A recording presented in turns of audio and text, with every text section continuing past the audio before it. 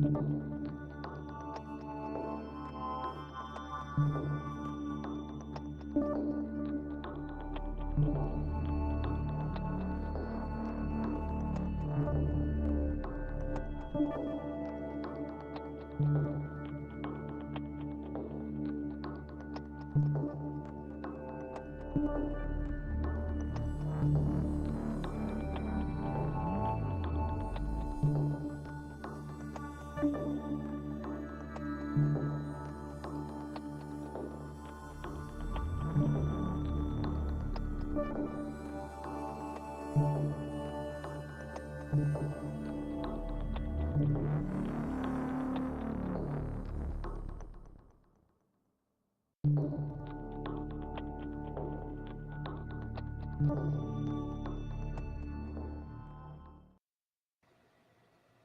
hello, hello.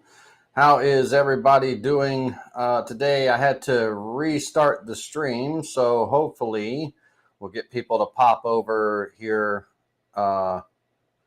in just a moment. Let me see if I can, I might have to reshare the link like a goofball. I didn't have the right video quality up again. Dadgummit. Let's see here. Bear with me just a second. Let me see if I can. This is where I need.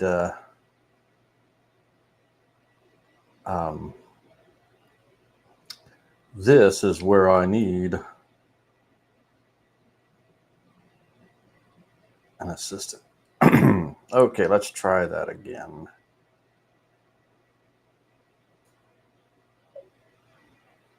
All right. Okay. So anyhow, how is everyone doing this evening? We should be good. We should be here. You should hear me loud and clear, and all that wonderful stuff. Good. Tonight we are going to do a subscriber viewer requested project. I had a gentleman by the name of Brooks reach out to me, and he is working on a medieval shield design, and said that it would be a cool project to work on in a class, and I agree. It was a very cool project. So I kind of have my take on the shield, and I want to take you through it, and hopefully it is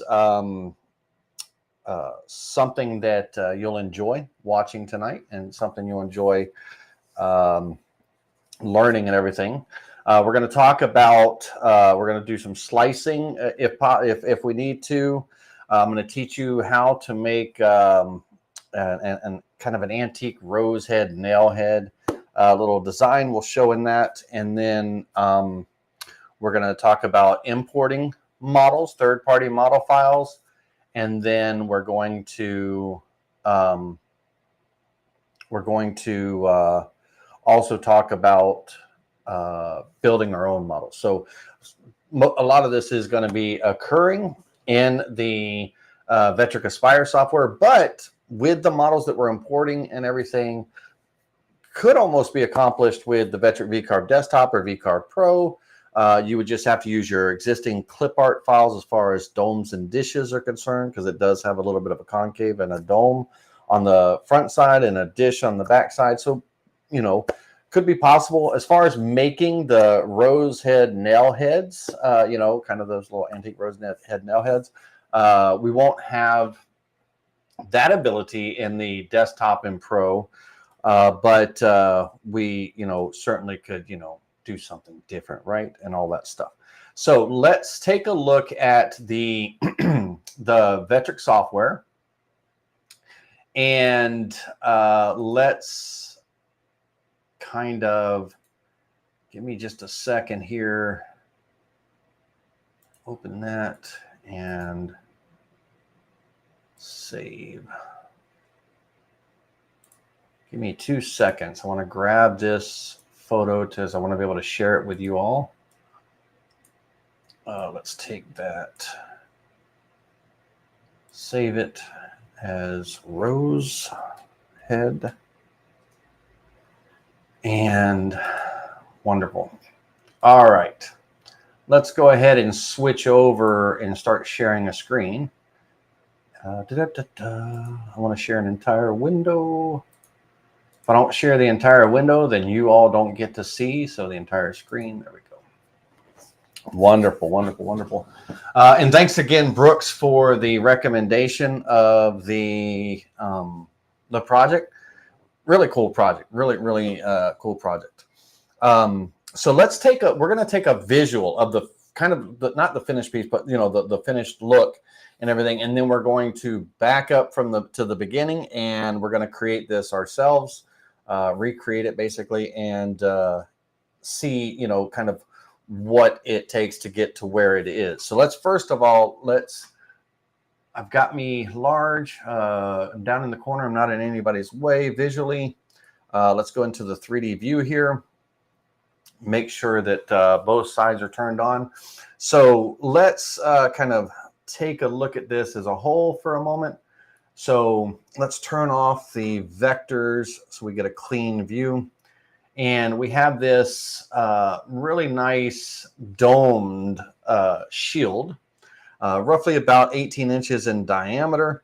And on the back side, it's dished.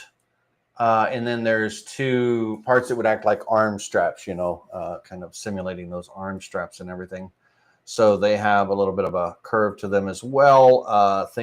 Imagine if this were hanging on the wall, the leather straps would kind of be sagging down, they would, so they're kind of heavier on the bottom edge there. So little details and stuff, even though you're not going to see them if this was hanging on a wall kind of thing, but we have that dish. And then as we examine this a little bit closer, let's come into here. You can see these kind of rose head type rivets. And if we look at, let's see if I can pull in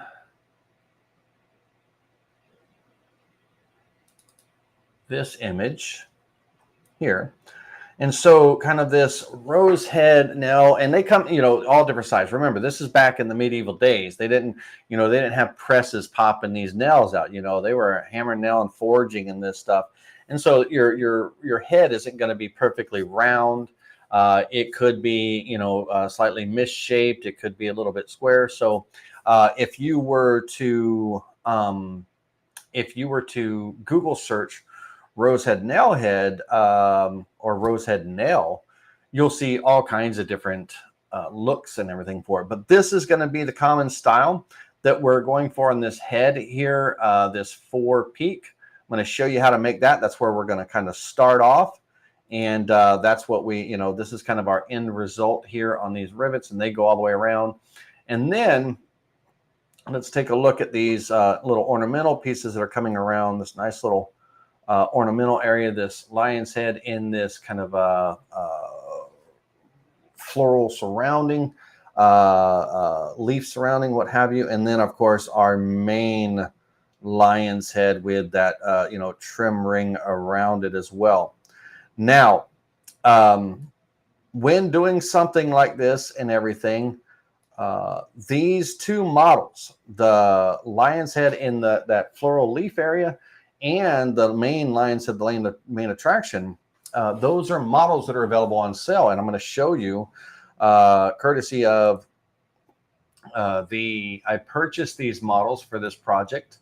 So very inexpensive, on sale right now. This one model from Planet Art CNC, sorry.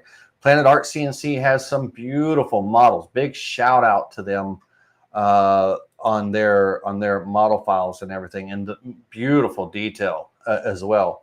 And hey, if I can get a model of this quality and everything that I can use in a project as an STL file that's $4.54, I'm all over it. And again, that's Planet Art CNC. This particular, when searching for lion's head or lion's head model and things, this is the one that this is one of the ones that came up, and it is again from CNC Planet Art. I said Planet Art CNC, but it's CNC Planet Art. and it is absolutely a stunning piece. Now, the other lion head, our centerpiece lion head and everything, it is from Woodworkers Screed. This model here from Woodworker Screed, $5.93 for this STL download. And that is, again, very affordable for me. So altogether, I'm, what, 10 bucks in, 4 and 5, you know, a little bit of change. So a little over 10 bucks in for the models. And it's going to allow me to create a stunning piece with a little bit of addition to some models that I can create as well too. All day long, I'm going to go buy that. Absolutely. I love, you know, Etsy is wonderful for the, you know, for the individuals that are looking for some cool stuff that they might not necessarily be able to. I couldn't, with all my experience, I can model, but I'm not the greatest at sculpting and things like that. I couldn't model or mold that lion's head. I mean, you give me quite a long time to get it done and all. It might be possible, but I would it would it would take a long time to get done for sure. And I don't even think it would come out that good. But but if I can spend 10 bucks on a model that I can use indefinitely and stuff like that, and everything, for sure I'm going to do that 100%. So big shout out to Woodworkers Creed and to CNC Planet Art. Great purchases, very good prices, and phenomenal quality. All right, so we're going to be using those two models in this project and everything. So, once again, very, very cool design. So let's back out of this and everything, and let's get to the root of it all. I'm going to go in and turn everything off here. And I'm going to turn off my main dome and dish. And let's start with the job setup. We'll go through and make a rose head nail from scratch, and then go from there. But let's look at the job setup here. So on the job setup, I'm working as a two-sided job, and the material size is going to be 20 inches by 20 inches for me, 20 by 20, 3/4 inch thick. Now, I set it up as 3/4 inch thick. Now, this model, when it's all said and done, it's a little over 2 inches in thickness, right? And so if my CNC had a deep enough throat and stuff, and I could carve, you know, through into 2 inch thick material, 2.5 inch thick material and all, I may glue up this block and carve this, right? You know, as a thing. But what if I can't, right? Then I have to slice this model and then carve the individual slices out of, let's say, 3/4 inch material, or even 1.5 inch material. Let's give ourselves a little bit of something, right? 1.5 inch, you know, we should all be able to kind of work with that a little bit and everything. And so even 1.5 inch material, I've still got 3 slices technically that I'm going to have to make when this is all said and done. And the from there, we're going to learn about that. We're going to learn about slicing and everything. So the first thing that I want to do is I want to make a little nail head. Okay, I want to make a rose head nail head. Now, my project board, this is where what you all need to, this is one key bit of advice right here, right now, what I'm about to say, that's very important. I have to make a rose nail head that is roughly going to probably be in its final, when it wraps around and everything, it's probably going to be, I don't know, 1/2 inch by 1/2 inch, somewhere around there, you know, kind of round and everything. And my project board right now is a 20 by 20 board. I do not want to model my nail head in this large environment. Because on my job setup, notice over here on the far left of the job setup, I am working with a two-sided job. Let me get my mouse. Let me get my mouse. There it is. I wish you know what? I need to remind myself to download my little cursor highlight so y'all can follow my mouse better and everything. But it's right here on the screen, moved around. But over here, you notice my model resolution. I have it set to maximum, right? Maximum resolution. I want this thing to be detailed, right? And everything. The thing of it is that 16,000 little squares, little pixels, little, they call it points. That 16,000 points, 16 million points is broken up over this entire 20-inch by 20-inch board. And my little nail head is only taking up a very small portion of that 16 million. And therefore, I'm not going to get a very good quality of it if I try to model that little nail head in this large environment. So what I want to do is once I set up the job, and again, this is a two-sided job, 20 by 20 by 3/4, I have it set up right now. I'm going to be touching off on the material surface for both sides, side 1 and 2. And I'm going to start in the center for the job, and I'm going to be flipping it along my x-axis, left to right. Okay, so that's my job setup.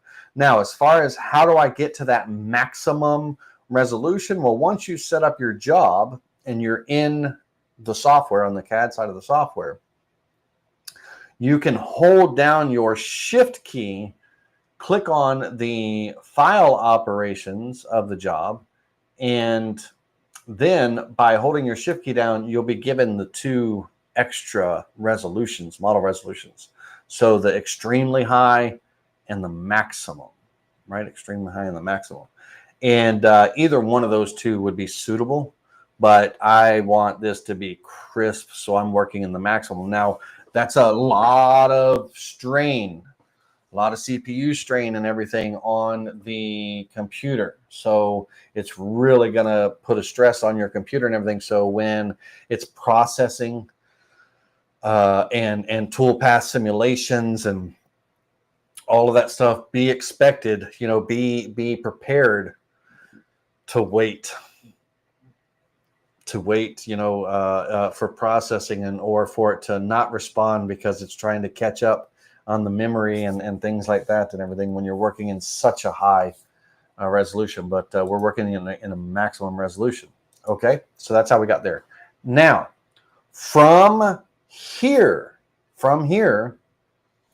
in my sheets, I'm going to set up another sheet, a smaller sheet to work on.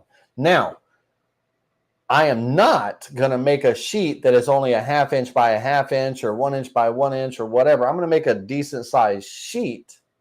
I'm going to model this because these models are scalable, right? They're scalable. So I'm going to model this nail head, and then I can scale it down. It'll be scalable and all. So my sheet size for that nail head that we're going to be making out of is going to be 5 inches by 5 inches, right? So I'm going to add a new sheet, and this is going to be my class nail head, right? We're going to make it again from scratch.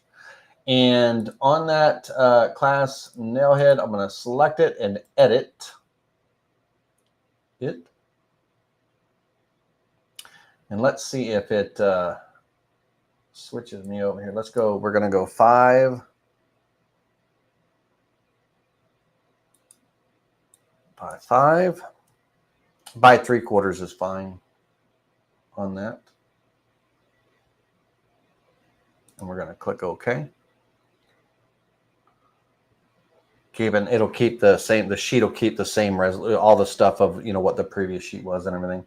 So that'll be where we're starting. Now my 16 million pixels is being spread across, points is being spread across this 5-inch by 5-inch area, and my nail head, I'm going to make it as, you know, as big as this area right here. And I'm going to take up as much as that 16 million, you know, points as I can. And then I'm going to be able to scale it down, export it out, do whatever. Now, if we were to look at my clip art, and under my clip art under decorative, if I were to scroll down to the R's and everything, L leaf R right here. Let's see, I got 2 of them. We'll just pull one up. I was able to export it out as clip art and everything. I want to show this. Let's do it this way. Give it a second to pop up there. All right, and so I want you to see this before we make it. We're actually going to make it from scratch, but I want you to kind of see this look, you know, this kind of peaked 4-point, and once again, kind of referencing off of this rose head nail head here, that, you know, those 4 triangulation areas there, you know, kind of where, you know, they're hammered and everything. That's what we're, you know, kind of working towards. And that's, and I'm just making the head. I'm not making the whole nail, right? So that's kind of the look we're going for.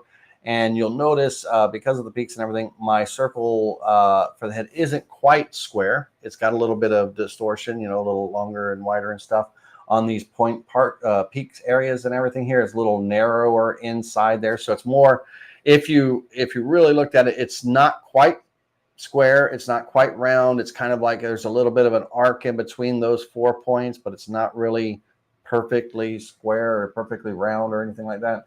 And so that's what we're going, that's what we're going for, right? That's what we're trying to achieve right here. Okay. All right. So let's delete that out of there. Let's get that out of there. And we are going to be starting from scratch. Okay. All right. So buckle in your seat belts, ladies and gentlemen. Here we go. We're going to get into this. And I really hope you enjoy tonight's class. If you have any questions while we're going and everything, throw a question mark up in front of the question. So when I'm looking at the chat area, if you see my eyes veer off to the right, that's because the chat is right up here to my right. And it might be camera left view, but I think it's right. But if you have any questions for me or anything, throw them up there and I'll be sure to answer them. And if my audio goes out, or if I freeze up, or if something weird happens or something, throw it in there. I'll start keeping an eye on that better. But when I get into it, you know, sometimes everybody's trying to get my attention because my head's in the way or something silly or stupid. All right, here we go.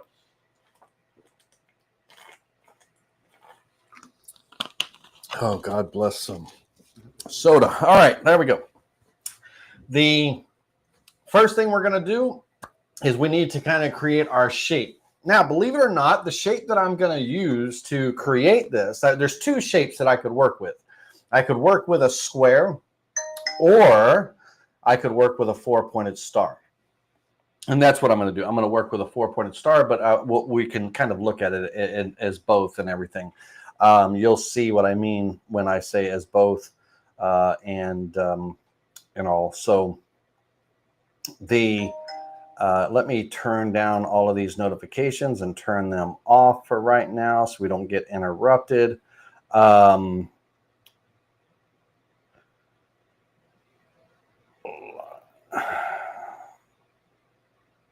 So we don't get interrupted. All right, here we go. So I am going to be using a 4-pointed star, and on the star, the internal point part of the star, I'm going to go quite wide. I'm going to go 70, right? So if you know, let's get this on the board here and kind of create this shape here. And on the 70, if I go lower with this number, right, that starts bringing those points in and everything.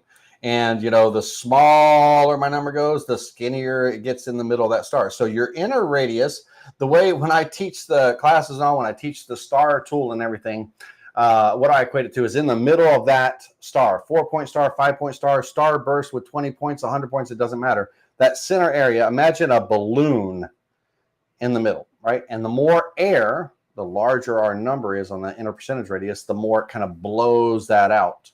And the less air, the more it comes in. So we have less air here, but if I go to 70, then we're going to be blowing that up, you know, in there and just kind of really expanding it out. Now, the reason why I said we could use this 4-point star or a square turned at a 45-degree angle is because you can see that this is nearly, you know, nearly a square shape with that 70, you know, that used to that 70 and everything.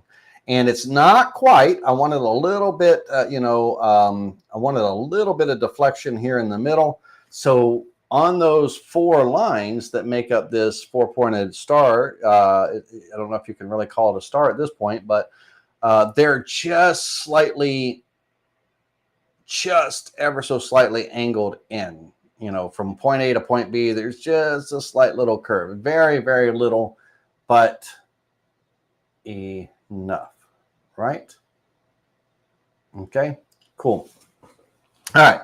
So as far as the size that we create on this, it really is up to you to choose what size you want.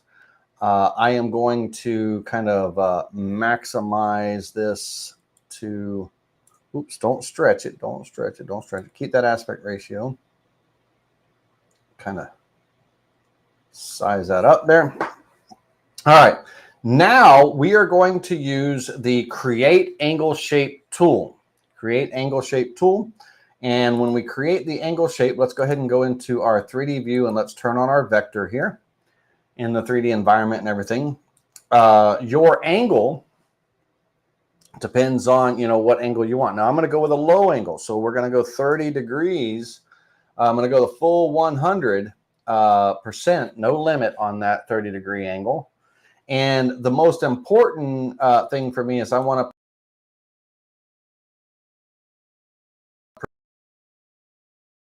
preserve my intent and everything. It's going to give me kind of those nice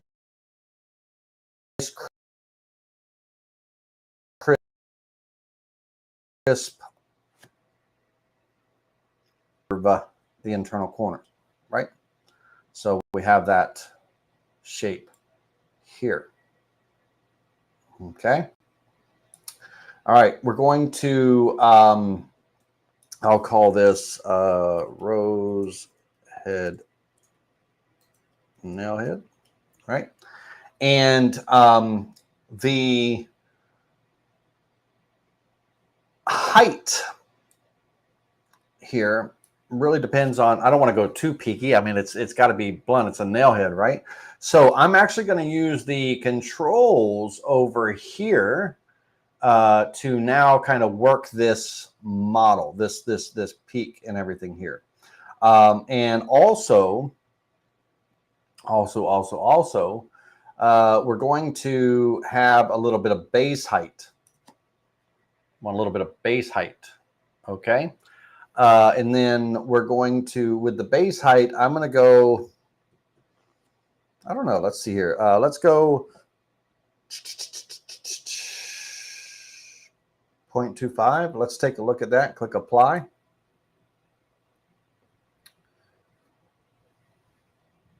Got to think of this as,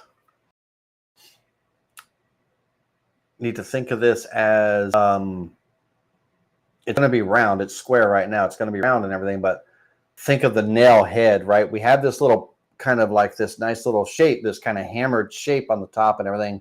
But we also have the thickness of the nail head, right? That's important. That's that base height, right? So that's kind of the thickness of the nail head. What do we want for that thickness and everything? And I think I'm going to actually just bring this down to 3/16, so 0.1875. And I'm going to settle on that for this. Real quick, audio check. Everybody can hear me. They can see me. Everything is all hunky-dory and all that wonderful stuff. Let me know in the chat.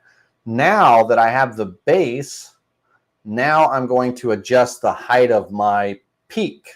And that's where I'm going to use these anchors here. So I have the overall height. I have the shape height icon. That's the one that I'm going to be working with. I have the base height, so that 3/16, I can work with it with that anchor, right? If I want to change the angle or anything, I can at that point. If I want to change any of the other properties, I can open those windows up there, tilt, fade, all that stuff and everything. Well, right now, all I want to focus on is the shape height, okay? And so on the shape height, I'm going to click my mouse on this area here and hold down my left mouse button, and now I can control that peak, right? I can go full on pyramid, or I can kind of bring things like that. And what I want to do is I want to bring it down to where, you know, I'm not flat. I want just a little bit of peak. I don't want to be too tall, right? You got to think about, you know, this hammered area and all that stuff. So I want to bring it to where I have a little bit of height, but not too crazy. Okay. And then I have, that's going to be my main shape. Okay. Okay. Good so far. Cool. Now I need to create the actual shape, the actual round shape, or the, you know, whatever shape I want it to be. So we're going to close this tool, and I'm going to take a circle tool, and I'm going to kind of drag it out to whatever, you know, size that I made my head and everything. I want to kind of just drag this out, because anything outside of this circle or this shape and all, I'm going to be removing. Okay. And so what I want to do is, let's come in here. I want to make sure that I come in and bring that just on the inside there, all the way around. And I'm going to have that vector selected along with the model. And I'm going to be removing everything on the outside of that shape away. Okay. And then what I'm left with is, you know, this kind of rose head here and all. And again, like I said, my shape isn't perfectly round, right? You know, most of these nail heads aren't going to be perfectly round and everything. So I can distort if I, let's hit undo on my circular vector. If I wanted to do a little node editing and distort it, give it a little bit of a rough edge. Now I'm also going to be, we're going to be doing a little bit of sculpting as well. And I'm going to be roughing, you know, kind of not roughing it up, but I'm going to be kind of, you know, working it with the sculpting brush too. So, so that's the next step. So I don't need to go too crazy trying to get it, you know, imperfect here. But if I didn't want it to be, you know, a bit of a perfect circle, I could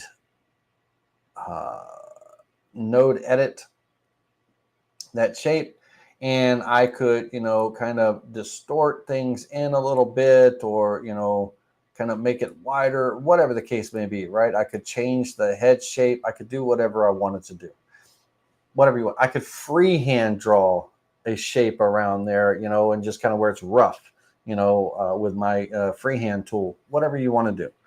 I'm actually going to leave it.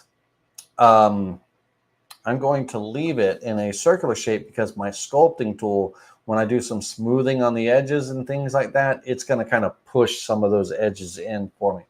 All right, let's go ahead and once again, hold down our Shift key, select both those, vector and the model, and clear everything outside of that vector away.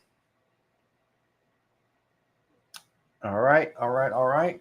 And then now with that, like I said, with this general shape here, I'm going to go ahead and go into, make sure in my components that that's the only component that's active right now, which it is. Make sure it's selected. And then I'm going to go into the sculpt tool for this project. And again, your peak could be as subtle or as high or as whatever as you want on that peak. And when that light follows, you know, when I'm in a certain angle or something, it might not look as, you know, high. And in certain lights, it does look higher. You can see the 4 distinct sides and everything. And that's good for me. All right. So with this, we're going to go into our smoothing brush. I'm going to make my diameter on the smoothing brush. I'm going to kind of increase that up a little bit so I can work this edge. On my strength, I'll come in about 25, and on my smoothness, 30, we'll go 35. I want to preserve the transparency. I want to show the visible model. And I just want a normal mode. I don't want to lower anything. I don't want to raise anything. Just a normal mode. And let's see here. What I want to do is I want to kind of start working around. Now you're going to see there's also going to be a draft added to this, which is very important. I won't have this straight wall. The draft is going to make all the difference in the world and everything. I do want to turn the strength up on this. I think I want to kind of be at 50 on this here. And let's go a little bit larger and everything. There we go. So I want to just kind of come in here, literally just running over these edges and stuff to just kind of knocking over that sharp edge and everything. And then on the smoothness, let's actually bring that up so you can really see what's happening here. But just bringing that edge over, giving it a little bit of a round over, if you will, on there all the way around. And then I'm going to kind of just run this peak so it's not so sharp on all 4 of these points. I don't really need to do the flat area. I'm just kind of rounding off these peak areas here, okay, just so they're not so sharp, kind of just dulling them a little bit, right? Dulling them a little. Okay, so I'm going to be okay with that for now. And I'm going to go ahead and click OK.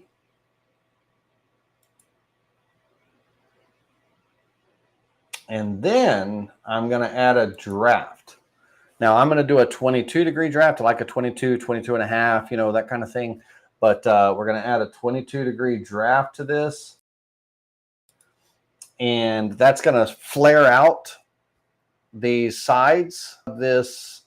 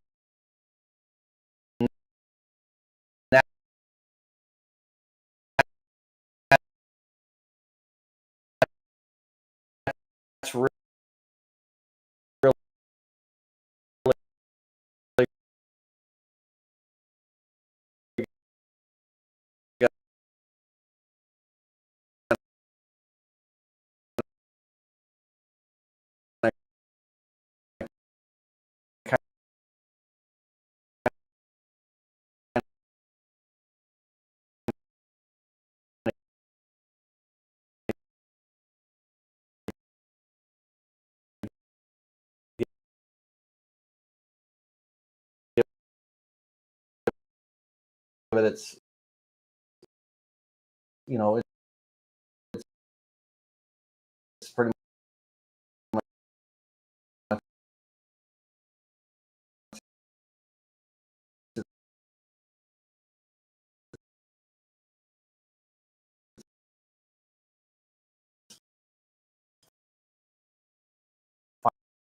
final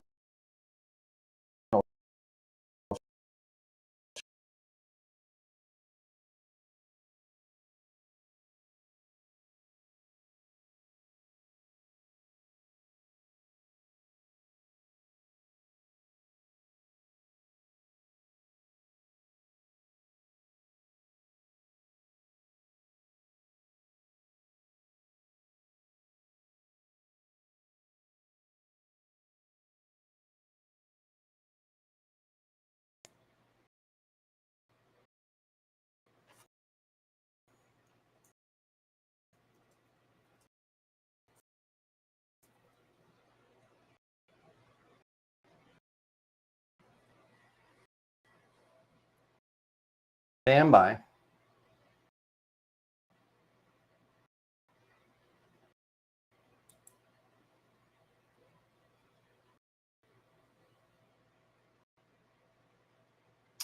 I should be unfrozen here in just a minute.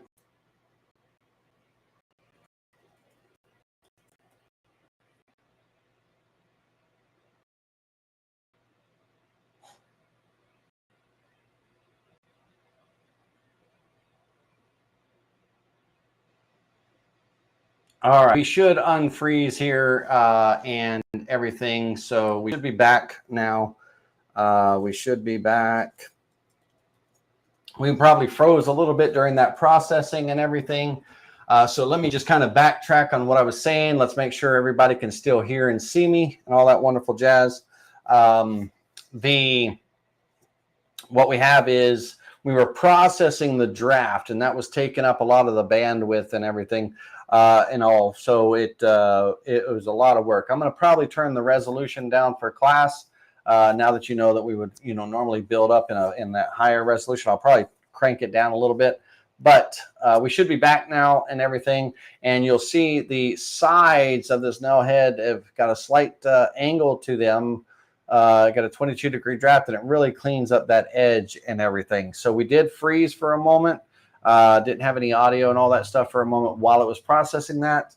And what we're going to probably do is I'll probably for this, I'll just turn it down a notch. So let me go into here on the job setup. I'm just going to bring it down a hair on the resolution, but just know if I was not live streaming and all, we would be building this in a higher resolution. All right. So here is my rosehead nail head, and we can add whatever we needed to. If we needed base height, if we needed to, shape height or anything like that, we can still, let's go over here, turn off this original and all. And on this model and everything, I can still adjust, I still have adjustment on this. If I want to change anything, right? If I want to change anything, I can still adjust this as, as I, need or see, what have you. Now, mind you, this is 5 inches, right? It's going to get sized down. So I want to have a little bit of height to it so that when it does size down and all, it'll be just about right. So we're going to be right about there. So if we were to look at this, properties of this, my part is about 0.875, 8734, right? So about 7/8 of an inch at that point. All right. Now I'm going to go ahead and hit save on this.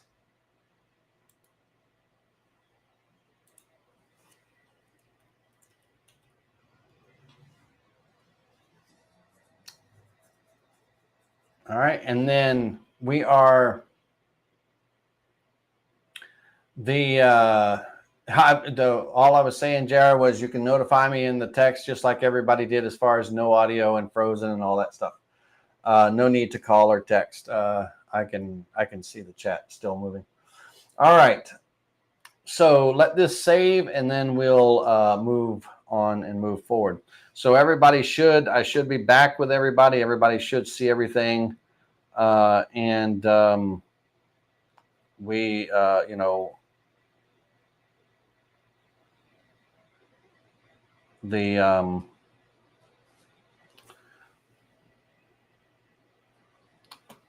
we should be good to go. All right. So now that we're saved, we're going to go ahead and take this nail head that we have here, and we're going to go ahead and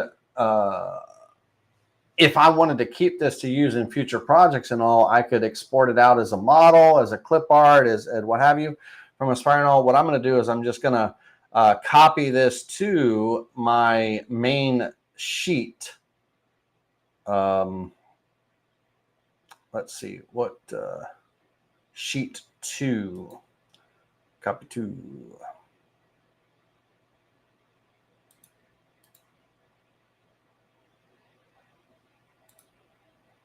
Okay. And once I do that, then I'll be able to size and do whatever I want with it. All right, let's get back over to our main sheet. That is the making of the rose head, ladies and gentlemen. So all I was saying while, you know, during that froze period is I was just talking, rambling. You did not miss anything. I was just talking about how the draft, that 22-degree draft, is going to bring out the sides and everything, and that's going to really help with the shape. And then I was just kind of filling that time of processing with just a bunch of ramblings and nothing to do with the project. So you didn't miss a thing. You didn't miss a thing. All right.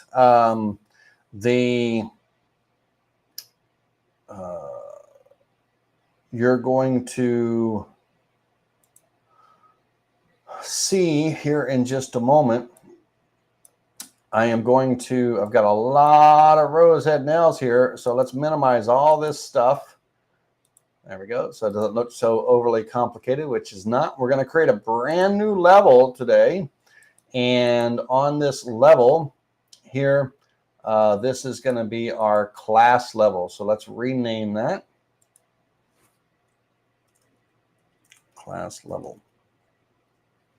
All right, we'll make sure that's active, and then we're going to bring this and we're going to move it to the class level, right? So we have it there, and we can go ahead and minimize everything else. Make sure that class level is active. That's what we're working on. All right, so now it comes down to the nuts and brass. How big is our shield going to be? What's the decorations and stuff we're going to have on it, and all of those things. So here's a couple of vectors that I have drawn. Our main vector. Now, I believe Brooks' original design was calling for an 18-inch diameter shield. I'm at 19 and a half. Okay, so 19 and a half. From there, from that 19 and a half, we have a set of vectors here, these 3 vectors. We have the first and the third vector here are the width of the band that's going to be going around where these nail heads are. And if we take our measurement, what I did is I offset that outer circle. I offset the outer circle inward a distance of 1 inch. Okay, so I'm going to have a 1-inch rim, and then I'm going to have this raised band, and this band is, the height of it is 3/4. So that's how thick that band going around is, 3/4. Now, this center line is exactly that. It's a center line. So it's at 3/8, right? So from here to here, we have that 3/8 inch center line. That center line is what we're going to use to sweep our nail heads around and things like that. We're going to have it follow that center line and stuff. All right. So from there, we have a inner circle that, with an offset from the bottom of that 3/4 inch band, We're going another inch and pick a number, but 1.35 for me, 1.375, 1 3/8, whatever you want. But this is going to be the outer, so the lion's head, when we're about to import the lion's head and things like that, it doesn't have, like in the photo here, you see this decorative band right here, the decorative band around the lion's head, that main model, that band's not there. Okay, it's just the lion's head, right? So that is just a visual aid, right, to kind of show you that, that band right there. And so that has to be modeled, that has to be created. Okay, so that has to be created. So for me, coming in, the outside of that band, if you will, is going to be about 1.35 inches, 1 3/8, a little under 1 3/8, right? And then from there, the band itself is going to be a total of 5/8, 0.625, and everything. Now, all the other vectors in here, these are vectors for a molding profile to follow. I wanted to create a nice little decorative molding and everything.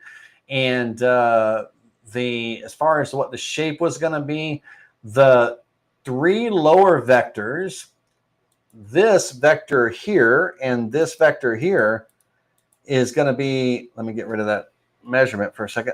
This vector right here and this one, that's going to be just a flat band with rounded over edges. Okay, it's going to be a flat band with rounded over edges. This vector right here, this vector right here, and this, let me get rid of that measurement out of the way. Right here and here, that's going to be the width of the profile, but it's overlapping the flat area, so it blends, it molds together. You're going to see when we build this, right? So that's what that vector's for. And then as far as this vector here, I have no clue. I don't think I use it at all. But I think it was there. But I ended up changing the size and went a little further out and ended up making this ring right here and all that stuff. Now let's take a look at our profile. Okay, take a look at our profile here. Now, how did you draw your profile? What did you do? And all that stuff, Laney. So if we go to our clip art and we go to molding profiles, right? That molding profile, it's profile molding number 10. Molding number 10. So it's all part of the Vectric software already. Okay. Molding number 10.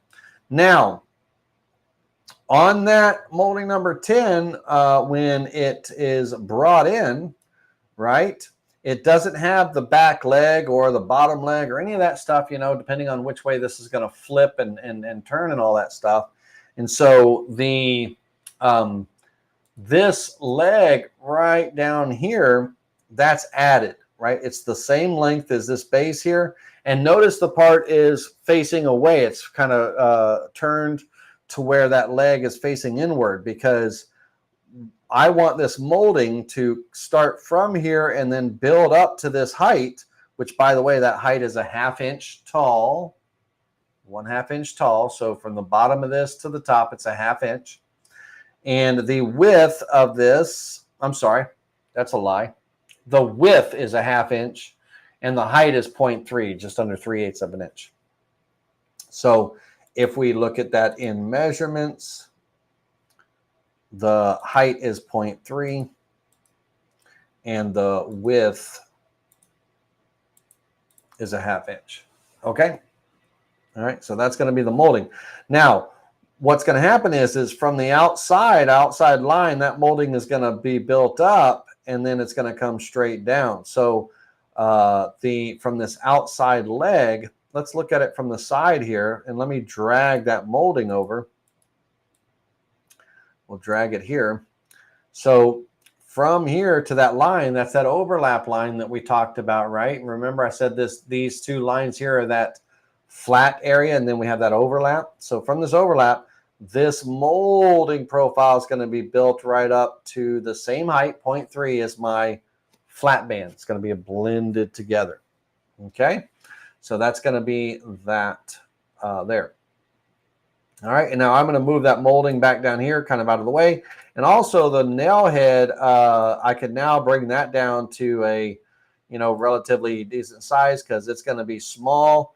And what I want is when it travels, it's going to be traveling on this center line, and I want to make it as big as it's not all the way to the edge of the center line, right? So the size of this, I'm probably going to go about 0.625. So if I went over here and said 0.625, okay, and that's going to give me a little bit of meat still left on my roundovers and all that. So that's going to be my height of that. So again, I'm going to move this down in the corner down here, and that's going to be that. All right. Okay. So now the inner circle here, this inner circle, this whole inner area, this is where my lion's head is going to go. Okay. The lion's head, the big one. This is where it's going to get imported to go, and it's going to go there. So these are the vectors, ladies and gentlemen, that we have created for all of these parts that we're about to mold and import in and stuff. Now let's take a second and flip to the other side of this project. And on the other side, let's go ahead and close off those components. Let's create a new level. Rename this level, and this will be my class side 2. Make sure that's active. Here we have the outside profile copied over from side 1. Okay. I have a inner circle. I want kind of like a lip around this before the dish starts. I don't want to just go right straight from the outside and dish in. I want a flat area, and I want the dish to kind of happen, brought in. And, it could even be, dished in here with a nice wider rim, right? Whichever one. So I have both of these vectors. We're only using one of them. Now, the 2 rectangular areas that you see here, you'll notice that the 4 lines of the rectangles are broke up because they are going to end up being 2 rail sweeps. And the profile that you see over here, which is currently upside down right now, remember I said those straps are going to be sagging, so the wider part will be at the bottom, right? So I'm going to hit the letter V on my keyboard just to flip that, right? So it's going to look like that. So that's going to be the profile that's going to get swept between these 2 areas here to create those arm strap, like the 2 leather straps, that would be there for this shield, right? For this arm strap and everything. So the strap themselves, they, depending on the shape of them, right? There's going to be another model that, kind of creates this shape and everything. And then we're going to blend the 2 together and have the best of both worlds to kind of create where the strap isn't quite uniform, right? It's not just a square block there. It's kind of like, it kind of like takes on, like if it was a real leather strap, and it's just kind of sagging, and it's, it's not perfectly uniform and stuff like that. So it's going to have a little bit of shape to it as well. So we're going to have 2 sweeps, and then we're going to merge low, keep the lowest areas of those, and that kind of stuff. Okie doke, okie doke. All right. Yeah, so that's side 2. All right, so let's flip back over to side 1. Let's go ahead and hit save on this all the way along. We're going to hit save quite often because it is a lot of files that I'm working with here, a lot of models and stuff, especially when I take that nail head around and everything. It's going to be a big project file when it's all said and done and everything. Okay. All right, cool beans. And and then we're going to start rocking and rolling through this. We're going to start off with our importing our two models. We're going to do some doming, dishing, and all kinds of stuff. All right. How's everybody doing? Everybody doing okay? Can we create a peened surface look on the nail head? Sure, Dennis Oderhoff. So that's a great question. Can we kind of create a peened surface head, on the nail head and stuff? And you could. It's kind of a bit of a texturing, if you will.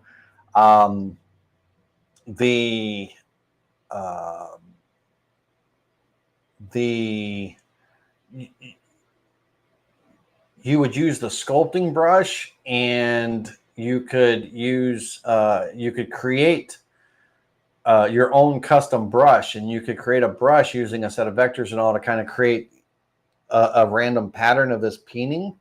And then it's the subtract on that brush, sculpting brush, and you can just kind of stamp it on there and everything. So we would, yes, you can save the copy as clip art as well too, Brooks Martin and everything. But yes, on this nail head, if it was the only thing that's active right now, and I go into the sculpting of that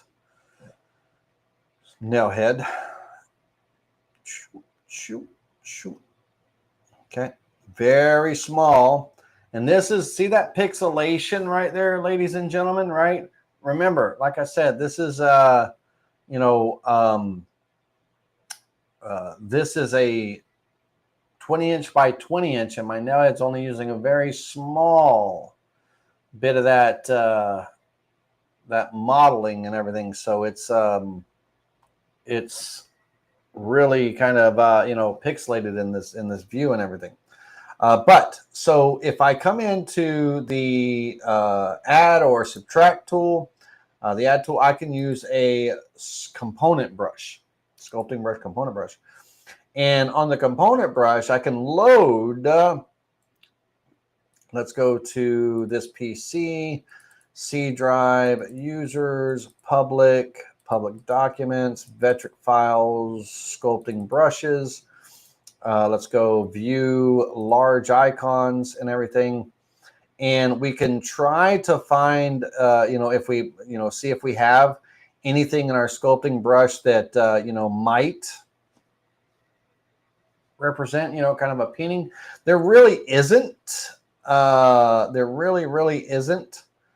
It doesn't look like anything that, depending on how small or how large it is, it does not look like I have anything that would really make a good representation of, peening and all. So I would make that. I would create the pattern, make it, and I would save it as a sculpting brush. You can customize, that brush, any way that you can.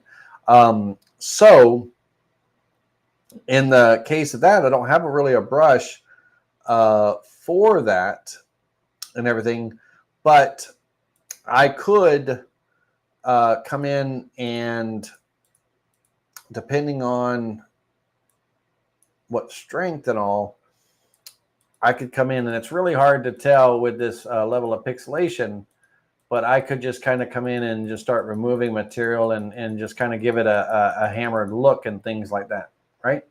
So whatever whatever it is that you want to do and all.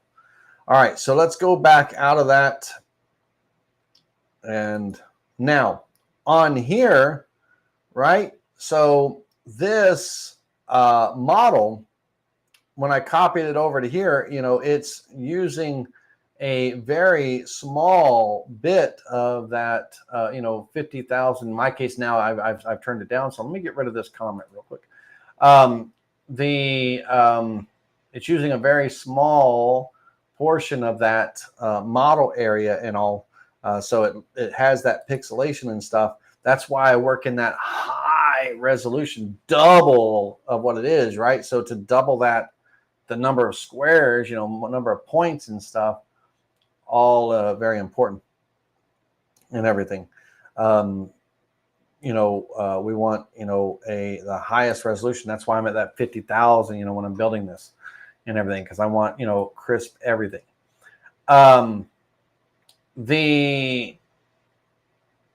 Let's see here. Let me just make sure I have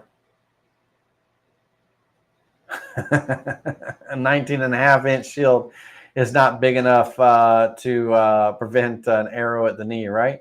So yeah, go as large as you want. I'm just doing 19.5. Hey, Dave Gatton, what's happening? I didn't scroll down. I'm just scrolling down through the comments and everything. And Dave, if you're still here, good to see you there, buddy boy. How you doing, man? Good to see you. Thanks for popping in. All right. Cool. All right, here we go. Let's first of all, let's start off with our base and everything, our model base and all. I'm going to select this outer ring here, and it's going to be a curved profile. And on the curved profile, I'm going to go with, whatever angle you want to go with. I'm going to go with let's go 30 degrees for now. This is going to be my base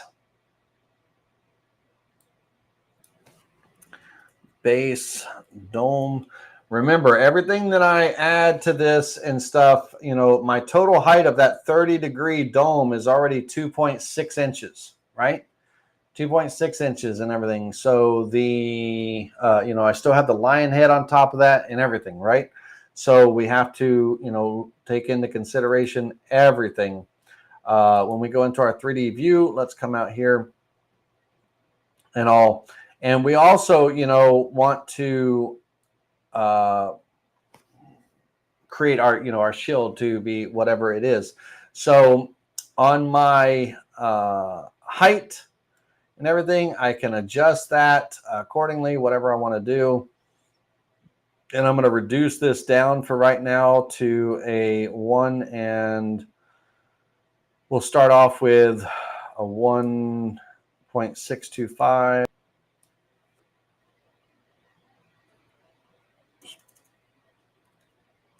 Okay, height there on that dome.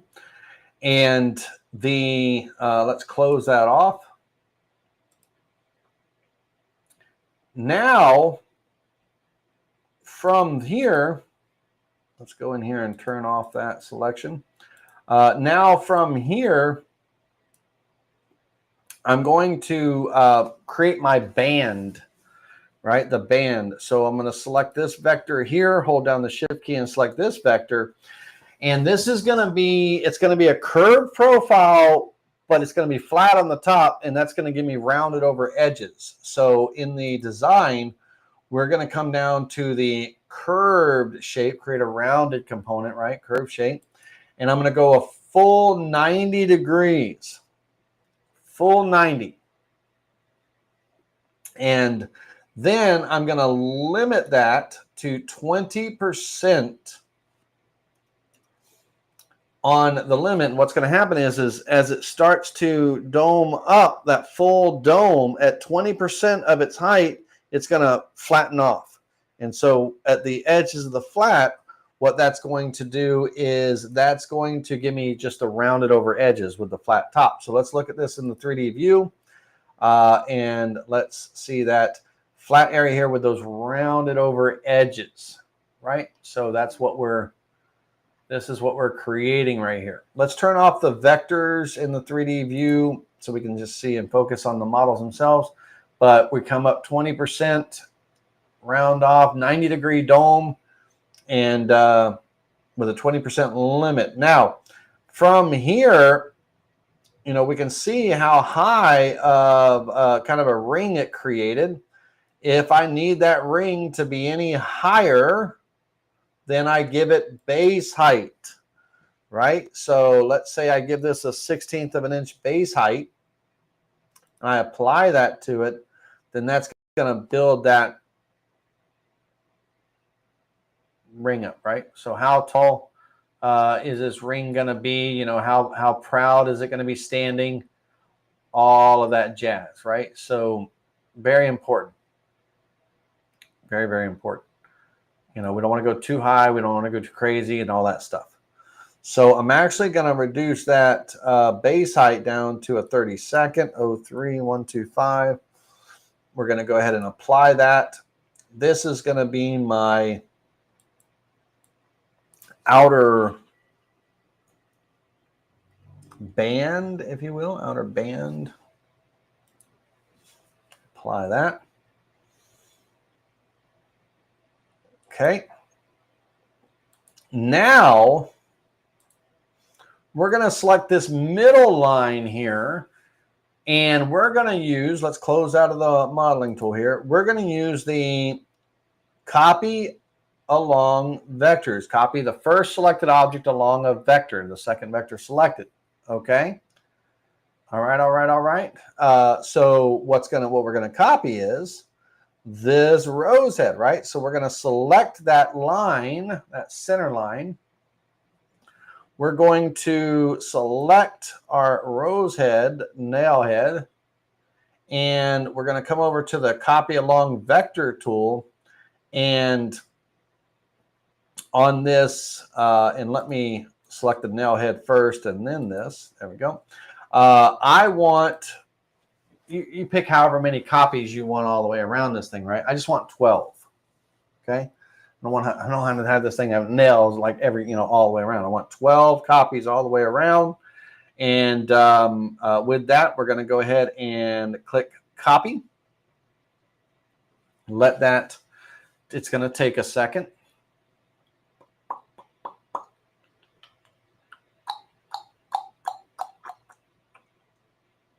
Wonderful. All right.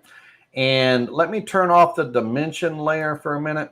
And so what we can see is, let's come here. What we can see is that gives me a nice even spacing there with those 12 around. It could be whatever number you want, but let's take a look at this in the 3D view.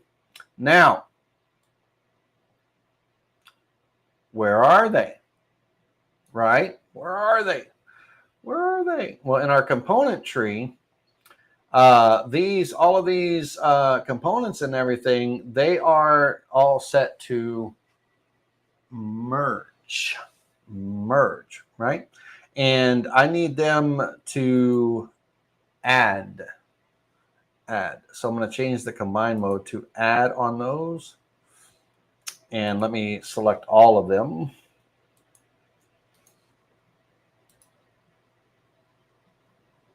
Okay. And so that is going to give us our nail heads. Okay. And again, the size of the dome, we can make it more domey and all, but let's wait until we get the lion's head and all the trim and everything in there. Then we'll determine if we need it to have more curve, less curve, and all that stuff and everything. Let's just get it in, everything all together first, and then we'll kind of go from there. All right. So there's our nail heads. Cool beans so far? Everybody good with me? Cool. All right. Now we have our trim area where our lion's going to be and everything, where our lion head's going to be and everything. And between these two areas right here, we're going to have just a flat band. So that's going to be a flat or a rounded shape again, because it's going to have rounded over edges. I like rounded edges and all. We're going to go 90 degrees. That gives me the round overs. And then again, I'm going to limit this to 20%. I like a 20% limit. Kind of gives me a decent size, a little small round over. And I want this base height to be given my overall height here right now, I'm at 0.025 right here.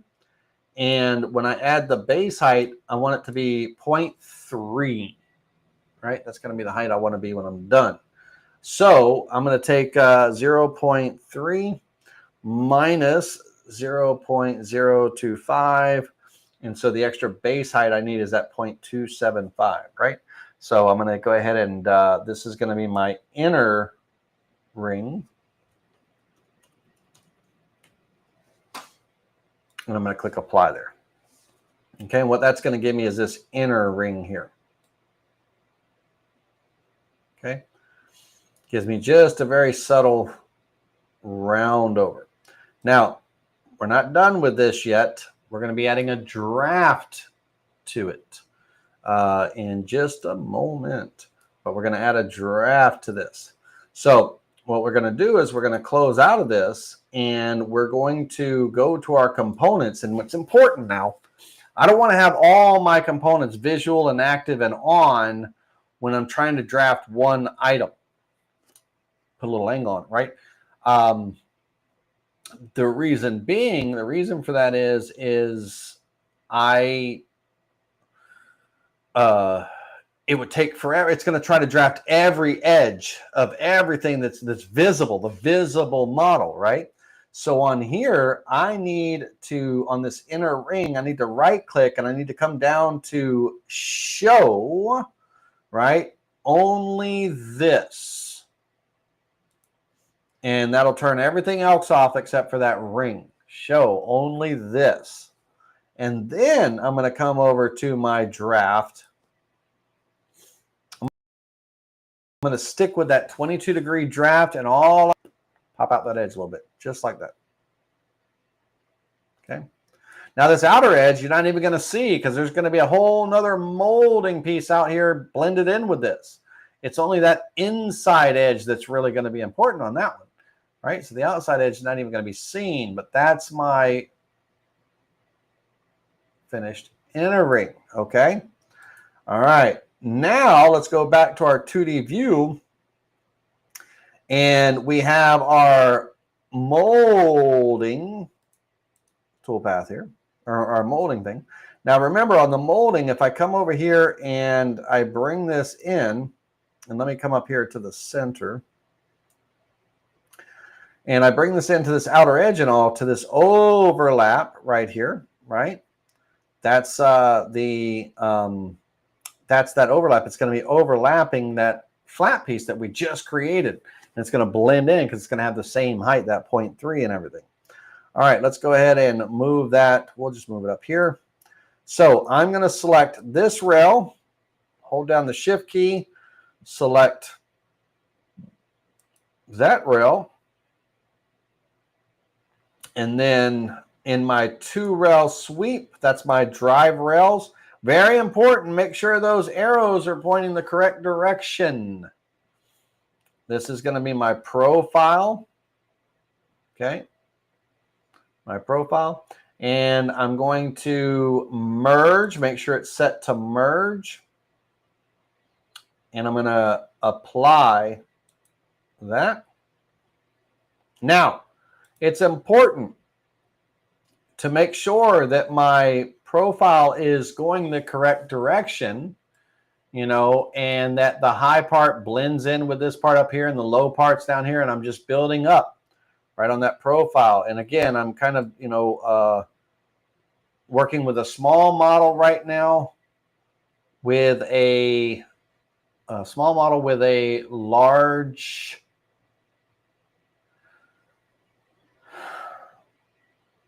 work surface, work area. So my resolution's a little bit, you know, pixelated, but not much and everything. Again, that's another reason why I'm working with that 50% resolution. But since I'm streaming, I got to kind of bring it down some, right, the resolution.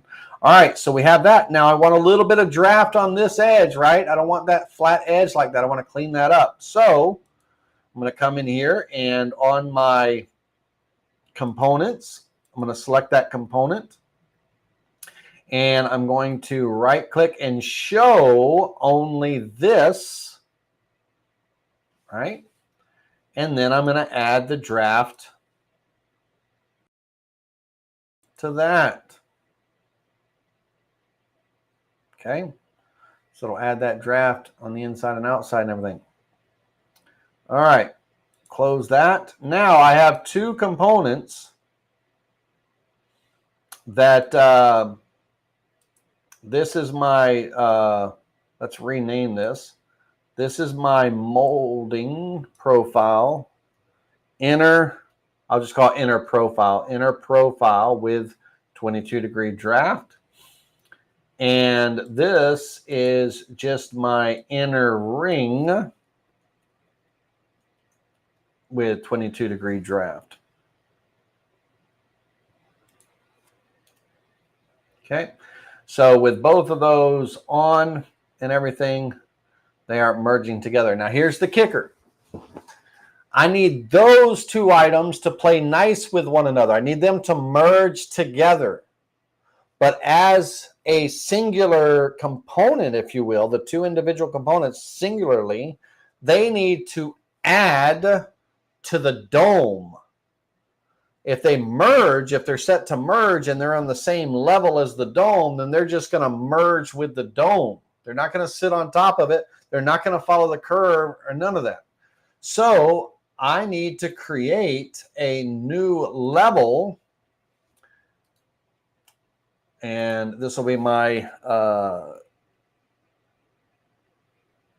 molding profile class level. And I need these two components in that level. They have to merge together, but as a whole, which is the level, that level needs to add to the level that's underneath it. Okay, so they got to play nice. And so we can select my outer band, and we can just turn on all of these.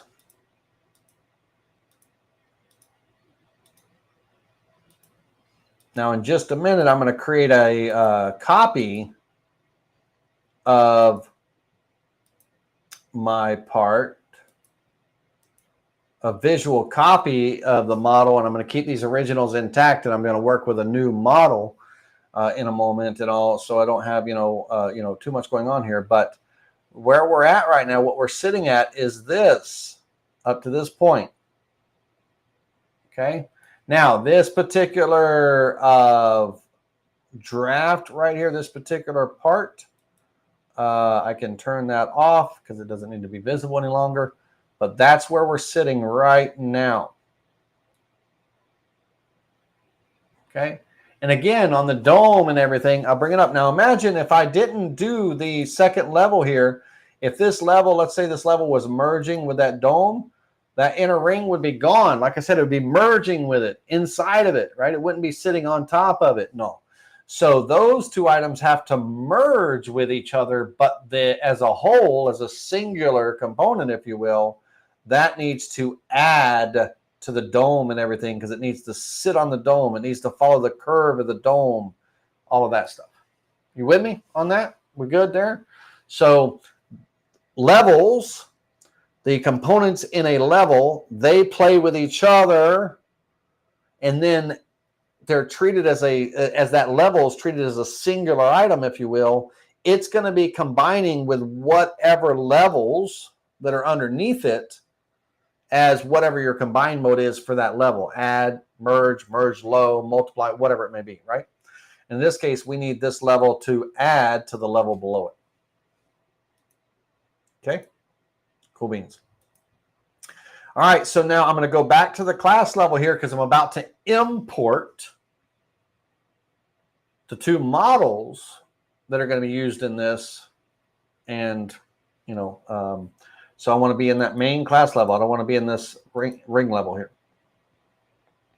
All right, so now if I wanted to, I don't have to put them on the same level. I could make another level, call it my imported component level, right? My imported components, those two models or whatever, and I could kind of keep things separate and organized and all that stuff, whatever you want.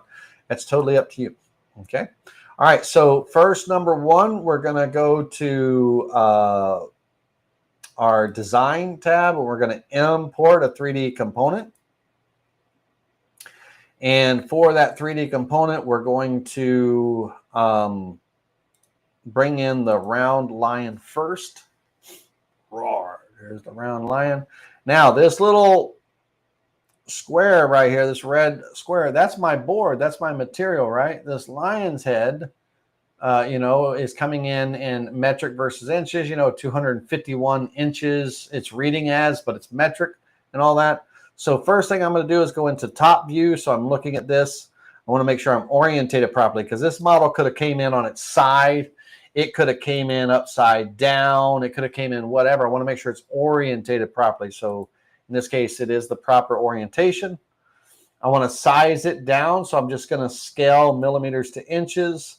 That makes it about 9 inches by 9 inches. And I should have looked at my inner ring and got the measurement of it before I imported this. Let me hit cancel real quick and go to my vector here. My inner ring right there is 12 by 12. So 12 by 12. 12 by 12. All right, let's do that one more time. So import that model. And again, $5 for that, not bad. It's a really nice model. Top view, scale, and then we're going to size this up to 12 inches. Click apply. We're going to center the model, and then in our position and import, we need to make sure we slide it all the way to the bottom. Slide it all the way to the bottom. All right. Click on import.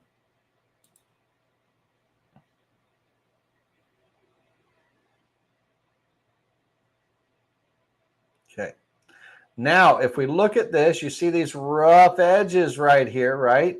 See those rough edges of that lion, that model and all and everything. We just literally brought it right into here.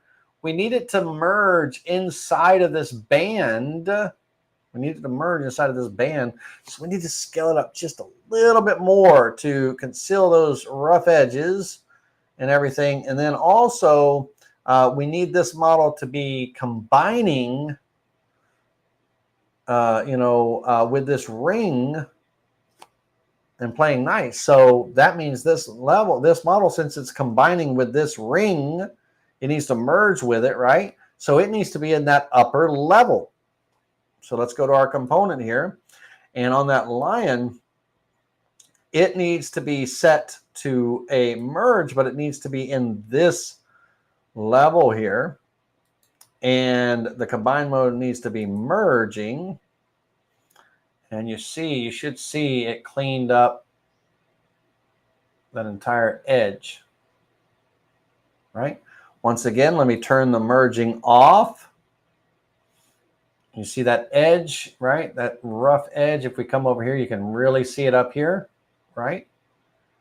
And that's when it's adding, right? It's pushing up that edges and all. So when we change that to merge, remember my inner band, remember that band I created has a draft, right? So there's a slight 22-degree angle to it.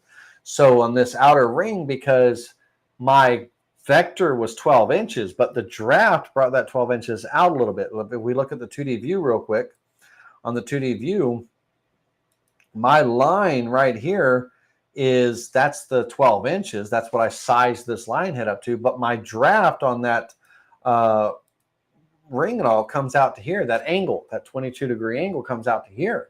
So the when I, in the 3D view there, when I come in and I change this to merge, it's going to merge with that ring, and it's already inside of that ring, right? It's going to merge with it very nicely. It's going to blend very nicely right behind the ear and everything. Really looks good. Really looks good. Now, this lion's head on its own, the lion's head on its own is almost 2 inches tall. we're going to bring that down some. Okay. So on here, on the shape height of the lion's head, let me turn this way so you can see. I'm going to be reducing the height of this a little bit. And that shape height, I'm going to be reducing the height, right? Reduce, and stuff, and everything. So I'm going to bring this down, bring it down so that I still have some detail and everything, but I'm not going, overly crazy, right? So I'm going to make this just an even 1.5 inches.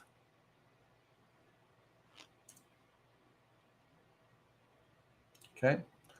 And that's going to be my lion's head. Okay. Now, overall,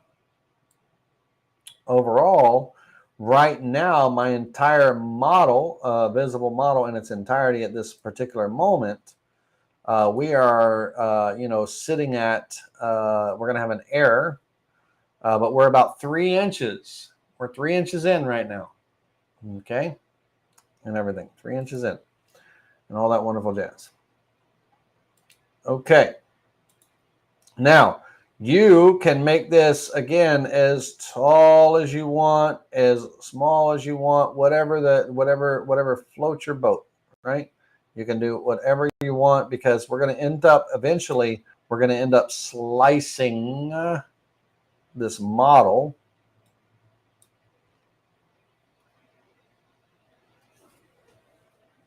And all that stuff. All right, so now we have our centerpiece on this shield, looking really good so far. We still got to do the backside and all that, so we're trying to get through this. But before I go any further, I'm going to hit save. Save early, save often. I'll save that work.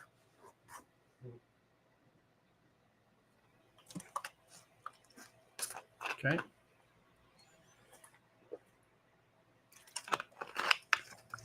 All right. So now, once that's finished saving, then we're going to bring in our second model. That second model.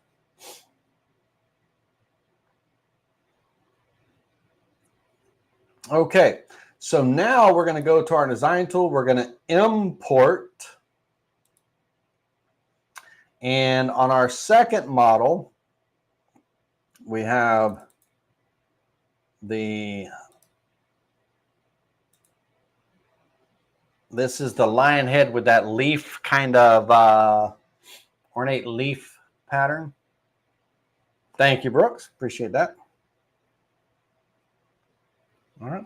So hopefully you're following these steps, right? So you can see that something that looks beautifully ornate, right, in itself, actually isn't. I mean, we're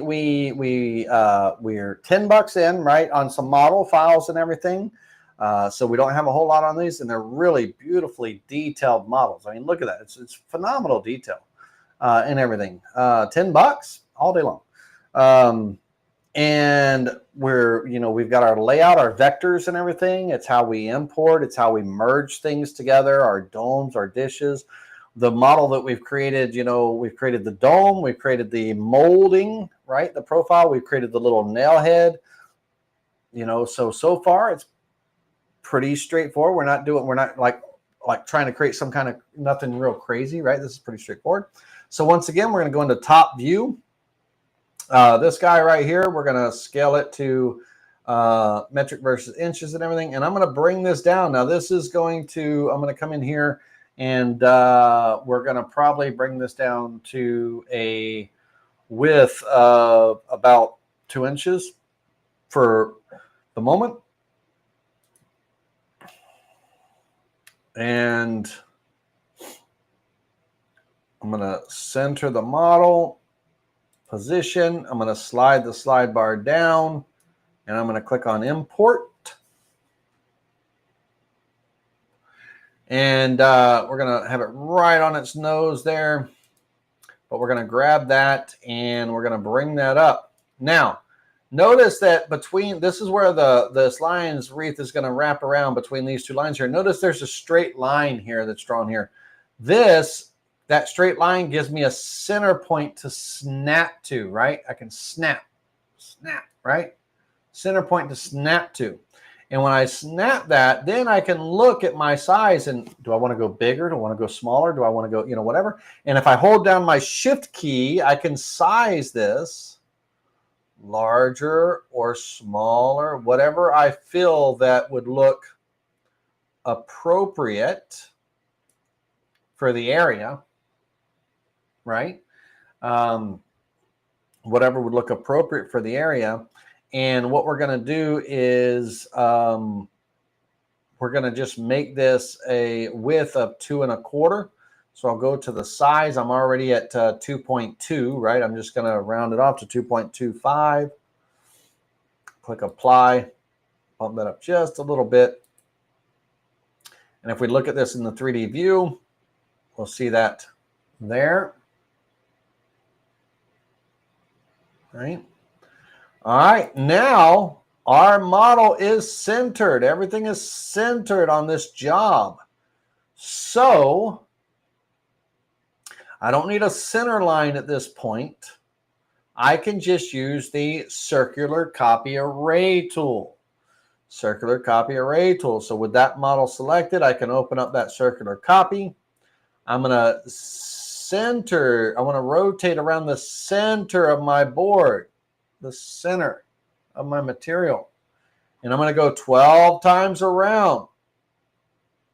I'm going to copy that. Okay. And then let's come in here. And that's going to give us that. All right. Now, let's say that I didn't want the lion head right here in the middle. Let's say that I wanted to slightly rotate this to where the lion heads fall kind of in the center of the rivets for whatever reason. I don't know, right? Or maybe I wanted the rivets to center around, to pivot a little bit where the lion's head stayed like they are, but the rivets kind of center around where the rivets were positioned kind of in the middle, instead of, right on top. Depending on what I want the look to look like, do I want them to be lined up or do I want them offset? That kind of thing, right? Let's imagine we want that offset. Okay, now on the lion's head, when the shield is up, I do want one lion's head here and here, and everything like the clock hands. So on the rivets or the nail heads, I'm going to actually rotate them. So I'm going to come in here and take my copies of my nail heads here. I'm going to select them as a whole, all of them right there.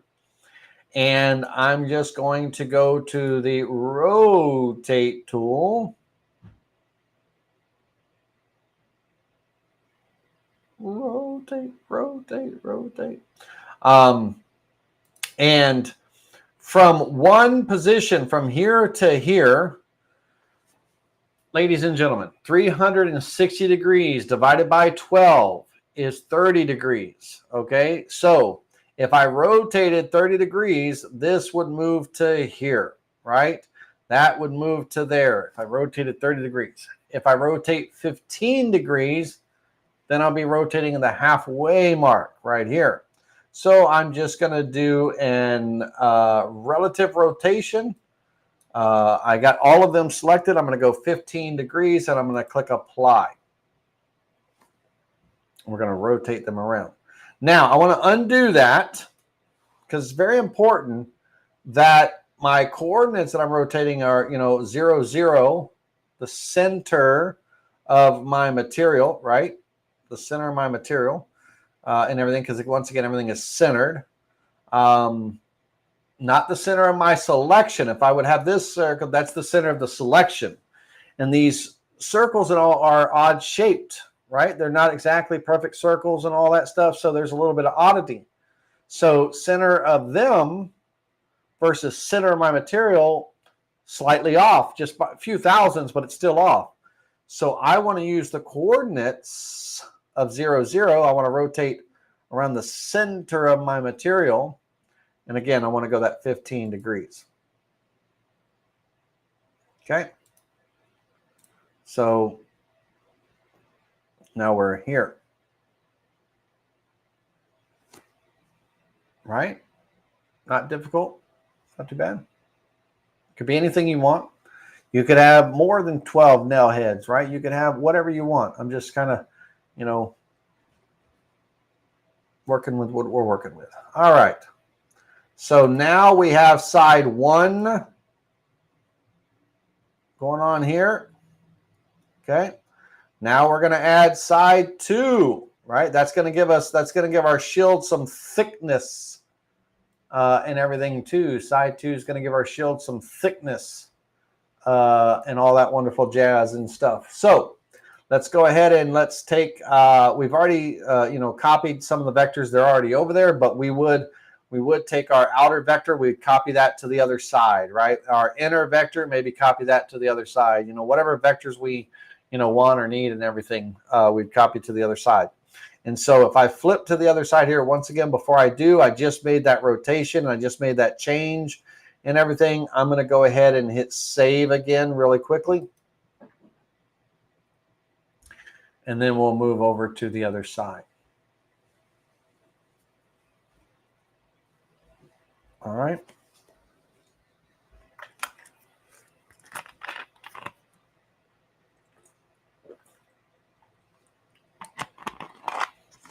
All right.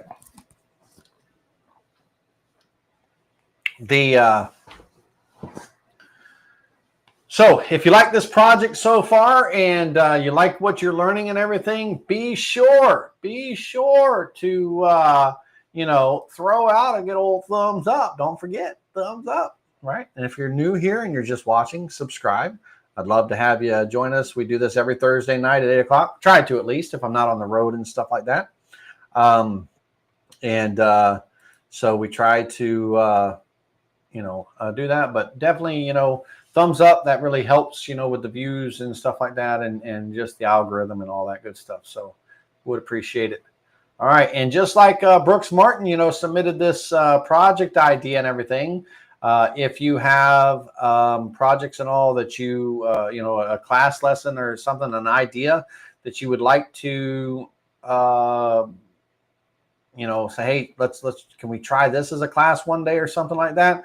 Email me right there. My email's on the screen, landy.shaughnessy@spindletv.com. As always, those help a lot, with coming up with class ideas and stuff. And for the through this entire class and everything, like I said, don't forget to ask questions in the chat, and I'm happy to answer them as we go along and stuff. All right, everybody, let's go ahead and let's move on to the other side. Let's go ahead and flip over to the other side. Okay. All right, so on the other side, let's go into our 3D view. And as we're looking at it right now, here in the 3D view, we've got the two-sided view turned off. If I turn it on, we are on the bottom side. There's our top side right here. And so what we need is we need to build up some base. We need to do some dome dishing. And then we have to do a couple of 2-rail sweeps on our handles and things like that. Let's start off with what we know so far. We're going to take this outer ring and we're going to give ourselves a little bit of height, a little bit of base height. So it's going to be a flat shape. And on our flat shape, we can give ourselves whatever height you need. Now, remember, we're adding to the height, right? So we're adding to it, not much, but we're adding to the height. So the overall model all comes into play. And we're really got to talk about slicing here in just a moment. So we're going to get through this. So stick with me. Stick with me, everybody. All right, we're an hour and 45 minutes into this class. All right, we're going to go 1/4 of an inch of this. This is going to be our side 2 base. side to base. And we're going to apply that. And what we're looking at here is, we're giving ourselves a little bit of that base height. However thick you want your shield to be, that's kind of where you're going to be working with that. Okay, you're going to be working with that and everything. All right, now we can also, if we don't want that additional height, we can just give it a little bit of height. Let's pretend that I wanted just an 1/8 of an inch and everything. That 1/8 of an inch is going to add again to the other side, right? So that's our total thickness right there for that shield. So really, it's just kind of whatever you want to add to it. If I go back to that 1/4 of an inch, watch here, we're building up that edge, right? So now I'm actually going to meet in the middle here, and I'm going to go 3/16. And that's what I'm going to end up with. There, let's apply that. Okay. All right, so let's close that out. And now in here, this is where we're going to dish, right? Now, I don't want to dish from this vector. I want to give myself a lip of some sort. Now, how much of a lip do I want where my dish starts and all that stuff really depends on that. But I want a little bit of a ledge and all. So we're actually going to use this vector here. And this area in here is going to be our dished area. We're going to have that nice reinforced rim around there and everything. And then we're going to have that dish. So on that dish, it's going to be a curved profile. And I'm going to go, we're going to look at 30 degrees and get it on the board, full 100% dome dish on this. So 100% dish, and this is going to be my, come down here, side to inner dish, and it's going to be a subtract. Okay, now this is important. This is very critical. We need to look at it in the 3D view. If my dish is too deep, I'm going to be eating through side 1. All right, so right now that dish is taking out side 1, half the lion's head. We need a subtle dish. So even though I chose 30 degrees, 30 degrees is quite a deep dish. I mean, that's how deep my dome is in its entirety, right? The deep dome, right? So I want to make sure that I reduce that dish and kind of settle it up some, right? Kind of, this is no dish, and you can see that light shadow area as I'm dishing. You can see it's not just this inner area here, but you can see that dish is starting to kind of come down here, and everything. So my dish is going to dish in. We're going to go 0.625. Oh, 5/625. 9/16 is good. Okay. So let's close that for a minute. And let's click off of it. And even though we have the light area here, let's see if I can turn off the shaded view. Let's go with light follows user. And let me turn this. You should be able to see that dish is actually starting here and it's coming down, right? So here, it's not flattening out here. It's just coming down and up, and it's only that 9/16 deep, okay, all the way to this edge. And that gives me this ring, this inner here, that's my reinforcement, on that ring. Okay. And you can have that as close or as far away as you want. You can have the dish start almost immediately right at the edge. We could have used, this ring instead.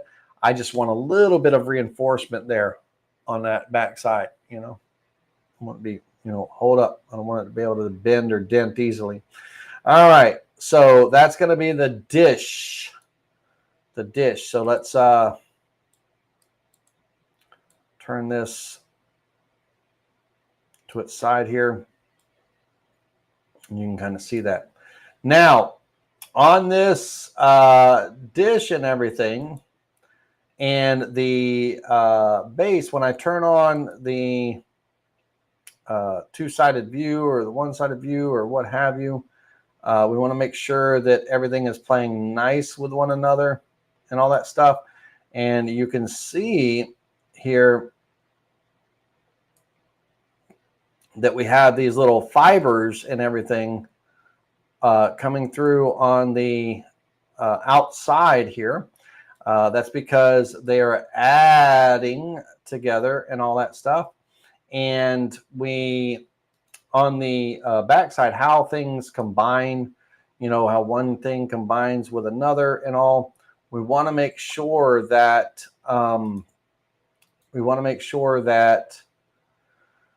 the that the two bases are, combining properly and all that stuff. So we'll, if we go flip over to the other side really quickly, you can't really see that fiber and everything. We come in here, but we do have it right here. And that could indicate a slight misalignment on the circles or something and all as well, because we don't see it anywhere else there and all that wonderful jazz. Or it could be, just the way an item merges. So what I can do is I can actually create a new level.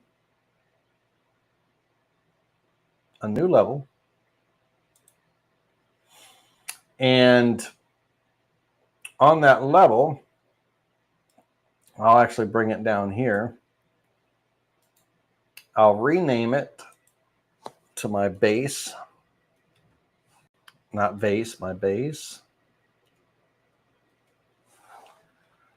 And I can throw that base in that level and keep the levels, combining and everything, but I can also make this base emerge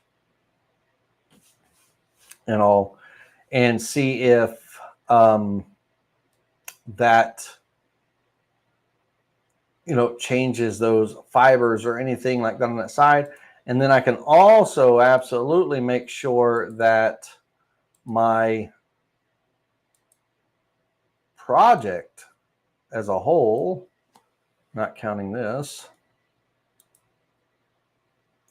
is centered, to my material. See that slight shift? I don't know if you saw that slight shift. And I can come over to side 2, select this as a whole,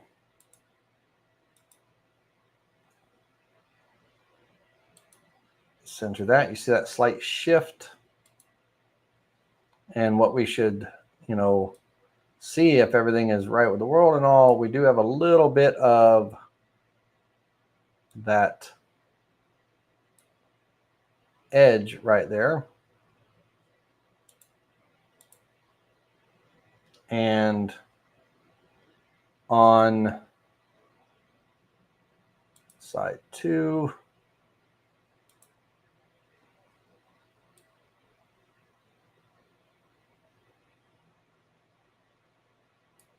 we can see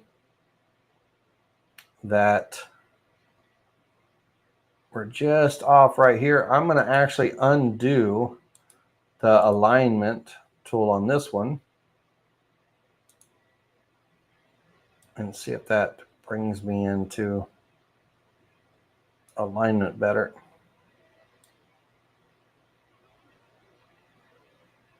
Yeah.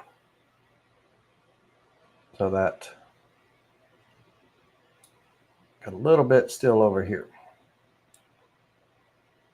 All right, let me see if I can get, am I on side 1 or side 2? What side? I'm on side 1.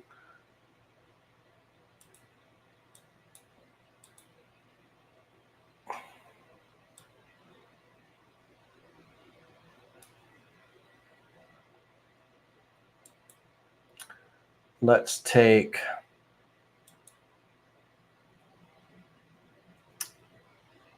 let me center it again. Let me redo that center. Want to get that shift. And then I'm going to take my base, have that vector selected, and I'm going to subtract anything outside of that vector. Make sure that there's nothing outside of it. Actually, I'm going to come in just a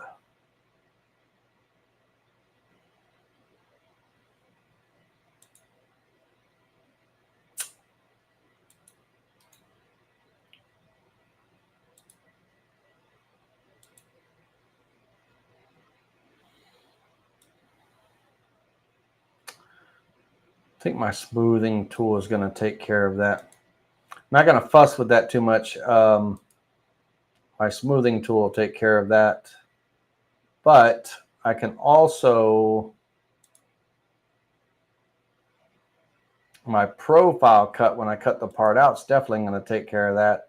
So in the meantime, I'm going to offset this inward 0.005 thousandths of an inch.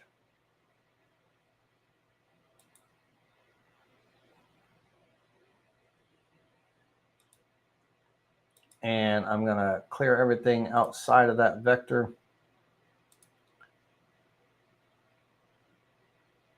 Well, what, let me see which part is, let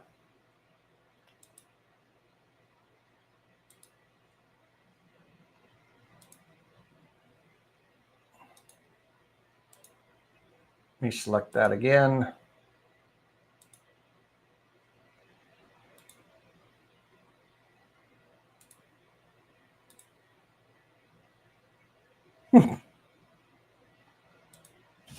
I'm not going to F with it. All right. So my profile cut will clean that up. It's just little fibers.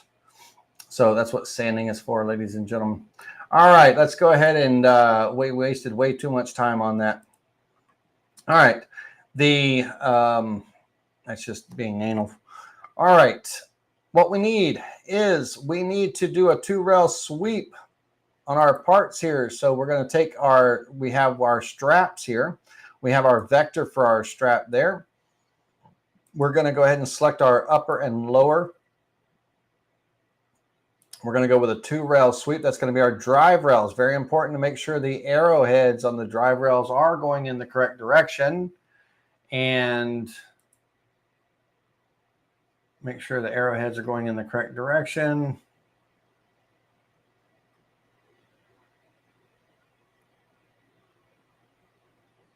Brooks says Aspire will display the model thickness by holding down the control key and moving the mouse. Is that only in the preview window?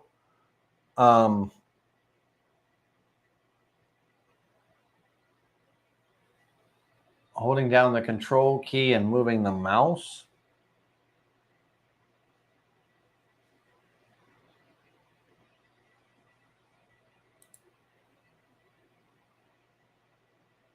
Oh, okay. 0.73. Yeah, that's only in the 3D view, and it's down in the bottom right-hand corner. My picture, let me move my photo out of the way. Let's go full screen here just for a second. Down here at the bottom right, if you hold your control key down and move over the model, you'll see the word thickness pop up. Right? Thickness and everything. Okay, cool. Okay, let's go back to this. All right, they're going to do a 2-rail sweep. We are going to make that our drive rails, and this is going to be our profile. We're going to be sweeping it along. This will be our left strap. Apply.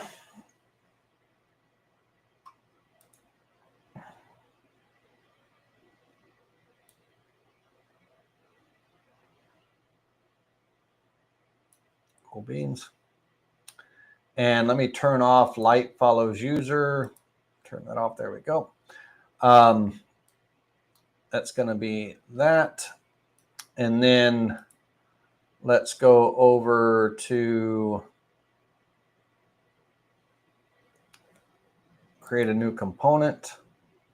Select this and this. That's going to be our drive rails. This will be our right strap.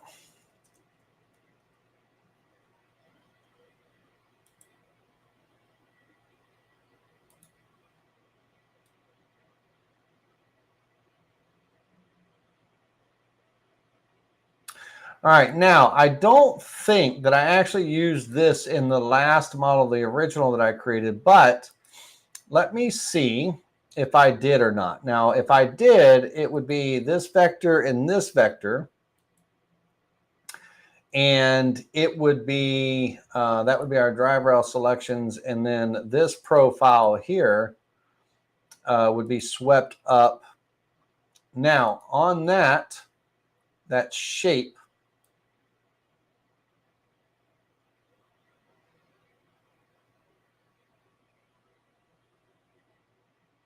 if I merge low,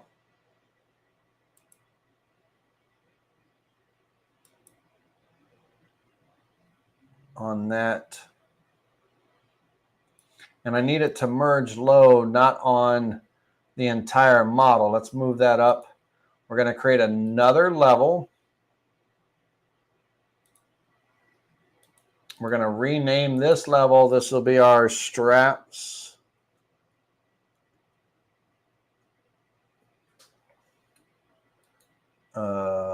Straps class side 2. We're going to move, let's move the left strap up into there for a minute in this component.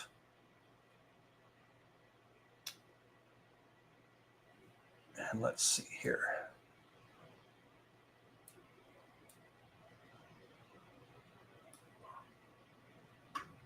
If I turn this off,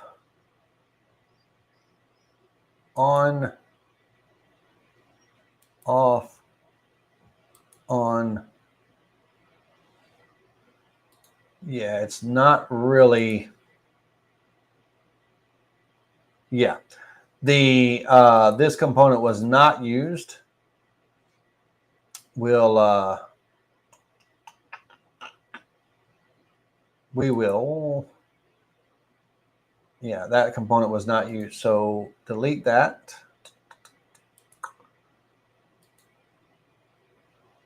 That's going to be an add. And that can go back down here. We don't need that. Delete that level. Okay, so let's, we have our left and our right strap. And that is going to be it for that on there. Okay. Really need to, let me look at my dish very quickly here.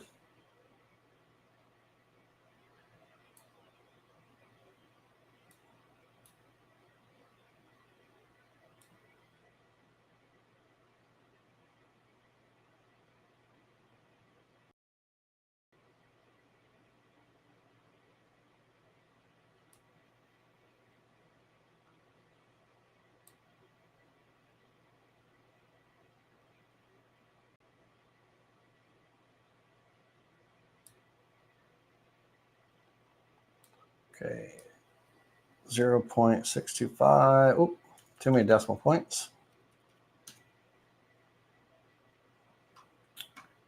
And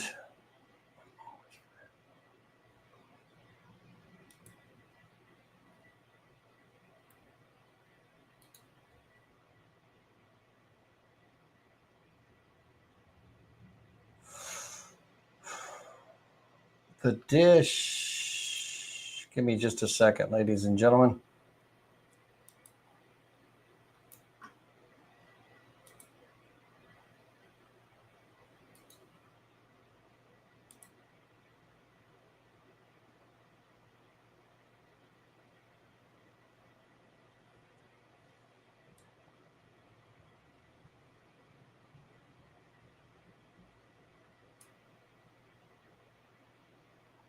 Okay, so I need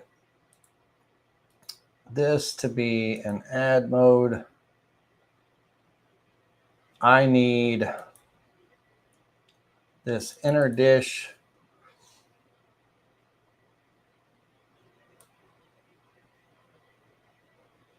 It needs to be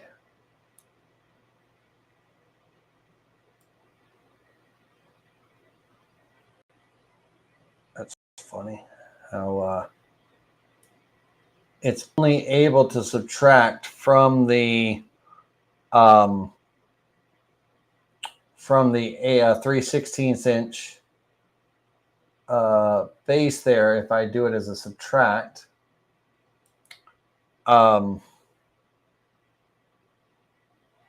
that's my low. We don't want that for sure. So as an add,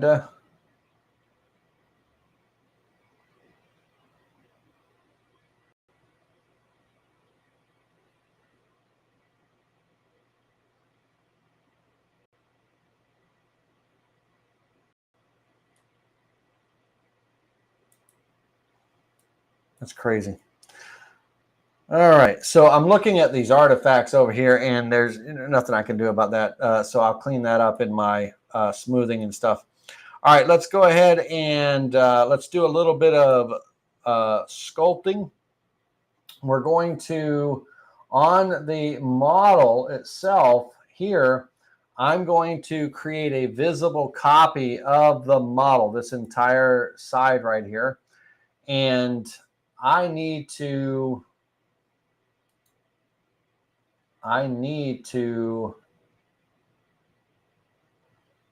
show only this.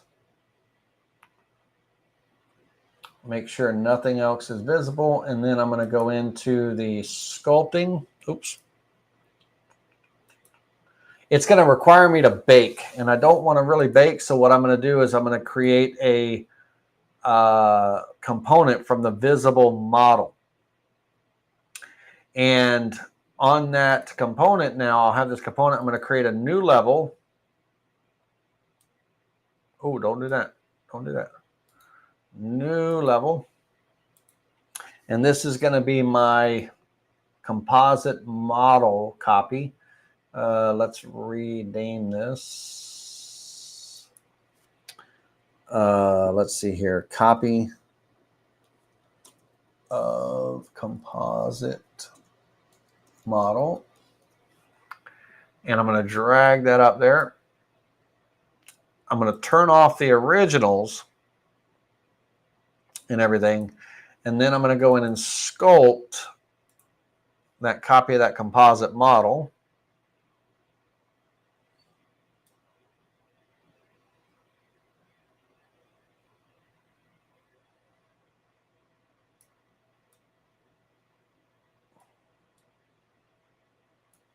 All right, we're going to do a little bit of smoothing. We're going to turn up the brush diameter.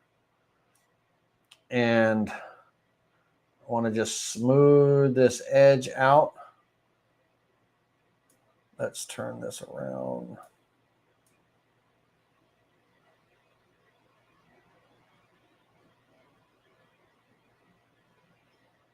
Smooth that edge. Here on the inside, I don't want it so sharp and harsh on that air, so I want to come in and break that. All I'm doing is just breaking that sharp point. Just a light smoothing there. And then also on here, on the straps, I want to kind of soften those corners up and everything on the straps. It's kind of, that's it. Just a simple wipe on there, you know, just a simple wipe just to kind of soften that up. And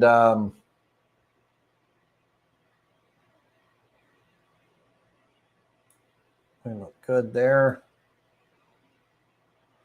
All right, all that looks great. Let's come in here and see what we've got happening in Georgetown. We're going to click OK. That second line is really throwing me off. I don't want that line there.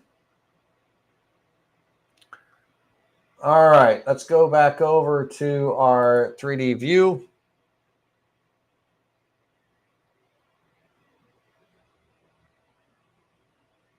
We've got that.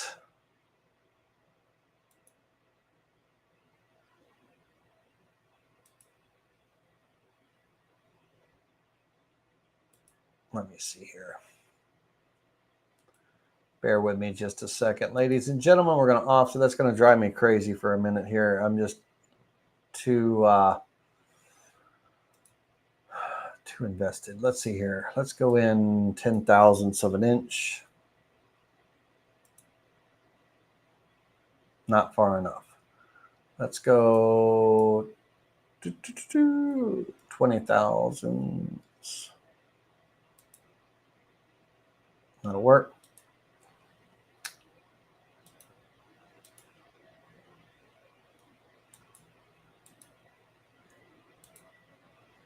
Clear out that edge. Still not far enough in. Give me just a second here. I want to just for visual purpose, I want to check something out. I just want to make sure I'm thinking right. Let's go 1/16 of an inch. Just want to make sure I'm thinking right or wrong. Give me just a second here. I want this, that,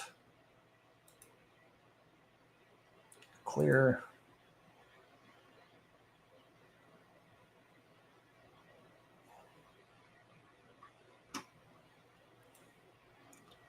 So there is a misalignment. There is a misalignment from my front to my back. See this ring here? How that when I took off that 16th, I'm nice and even here, but as we come around, that ring starts getting wider and wider, and when we come around here, you can see that off. Okay, so I'm going to undo that, and I have this misalignment. So I need to really let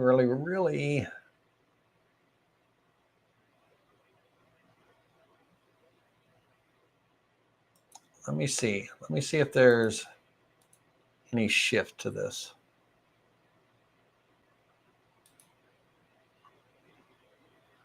Yeah, you can see that misalignment there. And it's over here. That's why all those debris and everything. So I am going to, this is important. This is why we create a copy of our composite model. I'm going to delete that. We got to wrap this up because we're going to do slicing real quick. I'm going to delete that composite model. I'm going to come back into the original, and on the base, the dome and dish, I don't think it's just the dome and dish that's off center. Let me find out.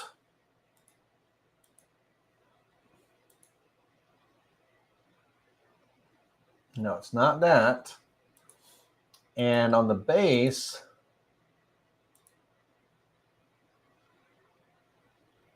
it's not that. So I'm going to delete in my components. I'm going to delete. Let me see what I 0.625. I got to remember that number. And then on my base, I did 0.1875. So I'm going to delete those two items really quickly. Okay. It's going to be very important to me that on my other side, my vector, because the model is off and everything, you can see from one side to another, there's those two vectors, right? So I want to go, let me switch back over here. I want to delete these vectors. I want to get rid of them. And on the other side, I want to take this original vector. I want to copy that to the other side.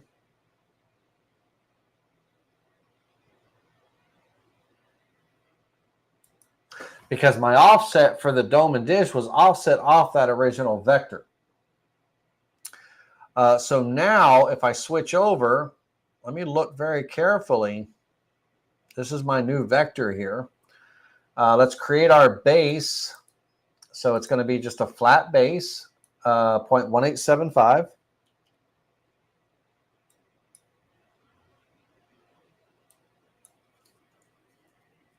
Base. Side to base. Very important. There's always a reason for something, and it's just a matter of, do we, step back and look at it. Now, go to the 3D view. Everything looks so far aligned. Okay, everything looks so far aligned off that. So this vector, not going to work off that. I'm going to delete that. And I'm going to offset that new vector inward. And I'm going to work off of that for my dome.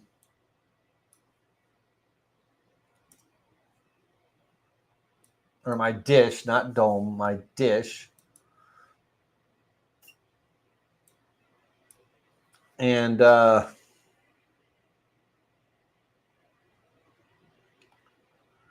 this is going to be my dish side 2. All right, now if I look at the 3D view on this, remember my dish was too much, all right? So I'm going to come in here on the size and I'm going to bring that up a little bit, 625.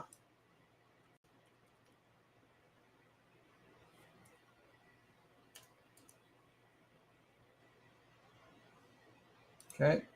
Now, if I look around this, I should not have that artifact around there anymore, right?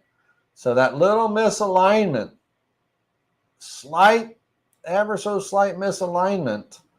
And the only way to identify that one was those little fibers coming down off the side, but also when I trimmed away a 1/16 of that outer rim, and one side was flush and the other side, you could see it kind of, it's like a cam, right? Like an offset cam and everything that was happening, going on there and all.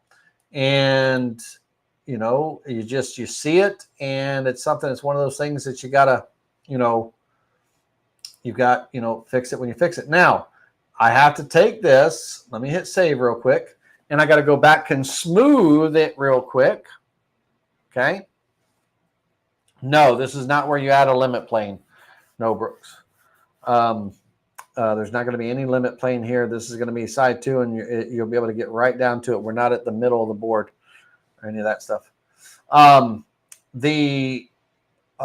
now I want to come back in here, let this finish saving, and I want to go smooth everything real quick, and then we can talk about slicing, and that's we're going to wrap up with slicing. Okay. And, but literally it was driving me nuts. I'm thinking oh, my profile cut's going to clean it up and all that. No. That's just me being in a hurry, trying to get through the, not drag it out for you guys and girls too long and all that stuff, when I know darn well that I would sit there for hours until I figured it out. Right. And it just takes a second to go back. And by trimming that outside, now trimming away that little, when offset inward, that 1/16 of an inch and all, and trimming it away, that should have gotten rid of, it should have cleaned up all that. Because I literally took away that ring, that outer ring, right? And it did, but then it also showed me that I was off because I had that, I could see the front side, I could see the material and everything. And so that it just takes a second to catch your mistake or catch a mistake and correct it, right? And step back. That's why we make copies of things, and we keep our originals intact. We don't bake stuff together. We don't bake your models together, create a visible copy and all. But if you make copies, duplicate them, and then bake the duplicates. Don't that way you can always get rid of that baked model and go back and correct something. If I would have baked this, I would have had to recreate the whole thing just to correct that one little offset mistake. All right, so wonderful. We have this. So now on this side too here, I'm going to create a copy of that visible model. And on that copy of that visible model, these two things can go back down into their levels. Here, this can go at the bottom. That can go there. My copy of my visible model, I can quickly run over to have it selected, and I can, first of all, turn these off now. Copy of that visible model selected. I can go over and sculpt. Again, just a very simple smoothing. We're going to hit the edge. Just a light hit. All I'm doing is literally like if I was taking a piece of 220 sandpaper and knocking off that sharp edge, right? Just knocking off the sharp edge. And then right here, this peak, this sharp peak, I want to kind of just knock that off. Okay, you can you can go around it a couple times. You can go slow, go whatever. Just kind of knock that off, right? That transition. That's it. That's it. No more, no less. Cool beans. Okay. All right. So we have our shield here and everything with our dished inside. All that wonderful stuff. Again, you can make it as big or as small as you want. Now, let's take a look at what our model is in its entirety. The entire model. Okay. Let's switch back over to side one.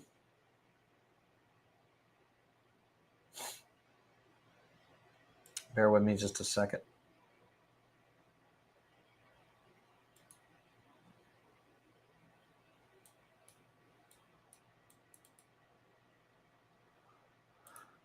Flip.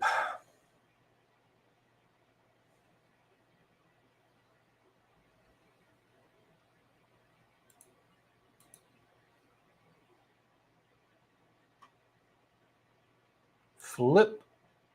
There we go. All right. Top side. There we go. Double click, put that on the top. There we go. Wonderful. All right. Let's look at this in our entirety here. Here's the deal. All right. Yes, we can export it as an STL, but here's the thing now. This is the thing, ladies and gentlemen. Hold on a second. Let me just finish this thought, and then we'll talk about that export as an STL kind of thing. The model thickness here right now, this whole job is 3.3, so about 3 3/8 inch thick, right? And which means we're going to have to slice it. We're going to have to slice it to get our cuts and everything right and all. Now let's talk about this for a second. So export as an STL. If I wanted to save this as my clip art, or something, I could go to model and export as 3D clip art, and my clip art to use and all. But here's the deal. Now this is important that you understand this. Okay. You have the right to carve this model, to create and carve this model and sell your carvings with the two models that we purchased here, But you do not have the right to sell those lion heads and those lion wreaths and everything. And even though I created this shield, as a new model and things like that, there's still those original components in there that I have not altered, other than reducing its thickness and things, or its size and all. Not altered and not done anything like that. But even if I did alter it, when you purchase these model files and everything, you're purchasing the right to use them in your carvings, and you can sell commercially your carvings, your replications, your carved replication, but you cannot sell this model file, right? So generally, if you're exporting as an STL, you're exporting it as an STL, for the purpose of, selling it or whatever, giving it away and all that stuff. And you do not have the right to do that. Okay. Just like I bought these models here and all, but I can't take this shield and export it out as an STL and provide it as a free file or, for you all or something like that. But if my team if I turned to my team and said, hey, let's build, I need a lion's head and I need a lion with some kind of wreath or whatever around it or whatever. And I made my own models. I have a team for that. But then I could it's my model. I could do whatever I want, but those are not my models, right? I have the right to carve them and sell those carvings all day long, but I do not have the right to sell that model file or give away that model file or whatever, because those are not my models to give away. Okay.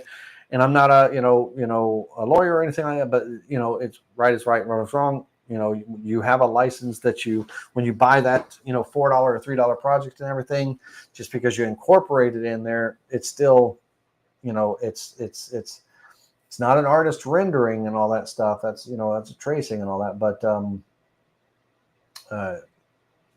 there's a moral high ground that you got to kind of follow along with. All right, so the with that, let's go in and let's hit save one last time, and then let's talk about slice. Let's slice and dice and everything. So now slicing. What is slicing, ladies and gentlemen? Slicing is the process of taking a component and let me see here. Bear with me just a second. Lion.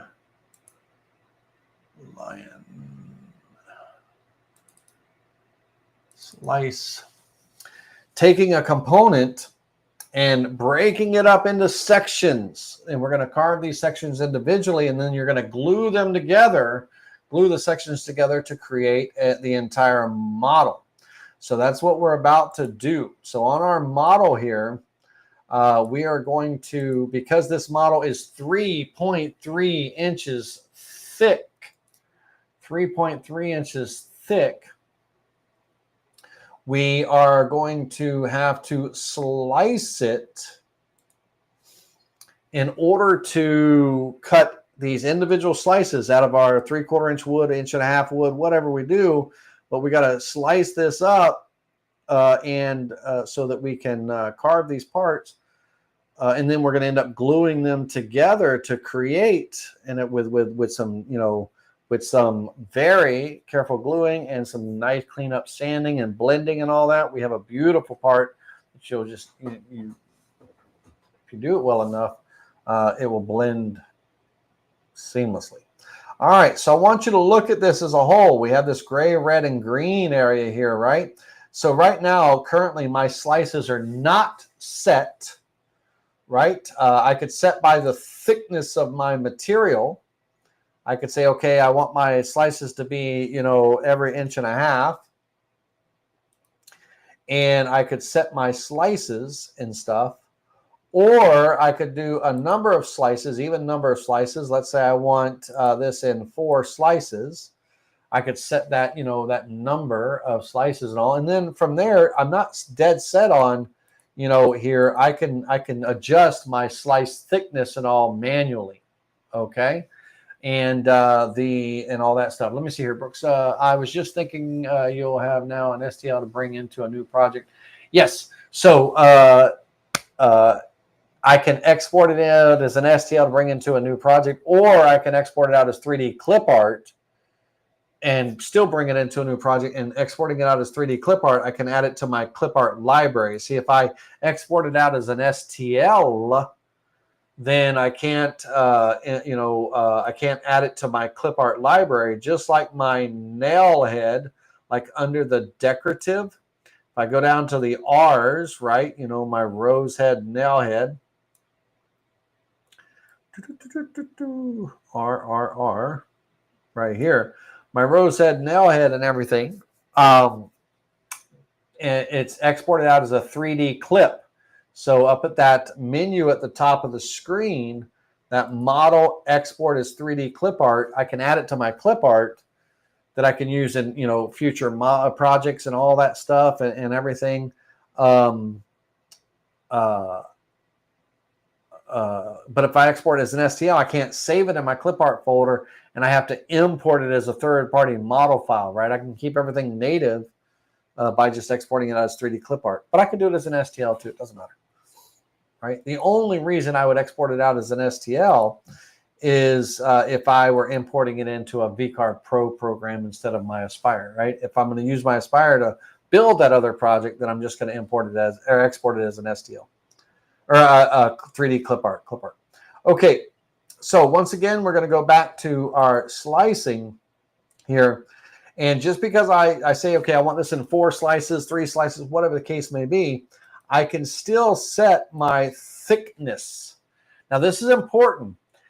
This is based off the thickness of the material that you're going to be using to cut the part. And you can use random thicknesses. You can use a 3/4 inch piece and then an 1.5 inch piece and then whatever's left, right? It doesn't all have to be 3/4. It doesn't all have to be this. It doesn't all have to be that, right? You can use different thicknesses of material. And what's important is my glue line, right? I want to do the best to hide my glue line or have a nice flat surface to glue to and everything, that when I sand or blend, I'm not into some kind of detail. Like right here, this dividing line between this red and green, that is absolutely not what I want to do. I do not want this red being one slice and the green being another, and I have to try to glue this on top of the other and blend these top of this leaf and the bottom of this leaf together. Absolutely not. Now, my lion's heads, the nose of my lion's heads, they only go to a certain height, okay? They only go to a certain height, and so I have, on this dome and everything, I have this ring that I can adjust my height to. So now my bottom base here is, if I said that if I brought this down, right, you can see the level and everything, where my green line is and all that stuff. I can bring this up. It's going to be 0.7. And I can tell exactly where it is by putting my mouse here.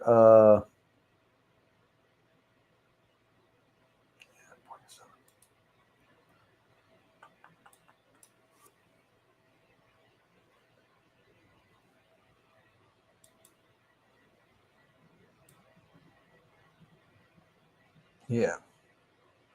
So here, see the green is in the same height here. I do not want, these would be floating around. Those would be disconnected from the rest of my wood and all. I don't want that to happen. I don't want this to happen and all. So I'm not going to try to, do this out of a 3/4 inch base material because I'm falling in the wrong place. Now I could set I don't know, for whatever reason, I don't know why I would want to, but I could come in here and set this first level at, a 1/2 inch, and bring it down or less than that. Let's go 3.75. I'm just trying to explain this to you. 0.375, 2 main decimal points. Where I'm just right, breaking that line right here. And, so this whole bottom area, think of it like a flat slice. Let me get my face back up here so you can see me and all. So think of like a flat slice on that, where that red and green is, right? It slice it. So the green is one piece of wood, the red is another, right? And I'd be gluing that green on top of that red there. So that's 3/8 right here and everything. Well, I'm not going to do 3/8. I'm not going to do 3/4, 0.75 there, because that brings me right into the middle of those lion's heads and all. We can look at 1 inch, right?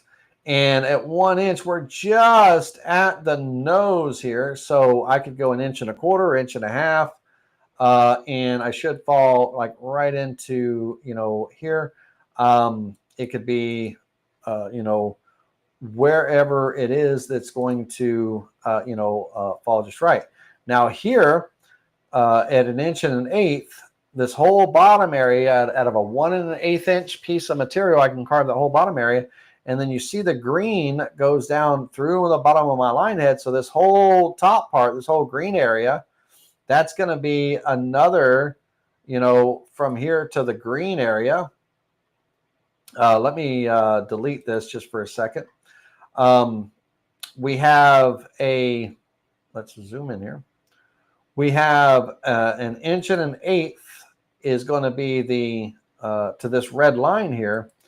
And then from my overall, that means this next part has to be 2.3416 inch thick material to carve this second part, right? Well, I'm not going to try to carve that out of a 2-inch thick piece of material at all. So I'm going to have to make a third part for myself, right? So this here, my red, I need to, the red area, which is going to be my part 2. I'm going to try that at 1.5 inches.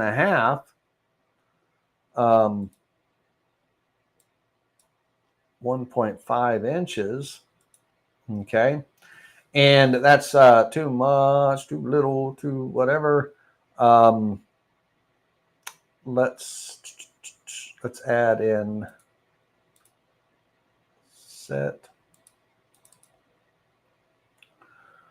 Let me see really quickly. Right here, my model thickness is 0.31222. So that's my overall model thickness, 0.31222 up here at the top. So that's what I'm dealing with. Okay. Now, could I go into my model and could I reduce the line down just a tad or bring it up, or could I reduce these lines down just a little bit? Could I make some slight adjustments that's not going to affect the overall design so it makes my slices even? 100% yes. If you haven't baked your model together, you can go make some slight adjustments and things like that, right? So what I need is I'm going to have 3 levels here. I'm going to have 3 slices that I'm going to make. And so on my 3 slices, the first slice is going to be 1 1/4 inch piece of material. Okay, so we're going to apply that. This one, come on, inch 1.25.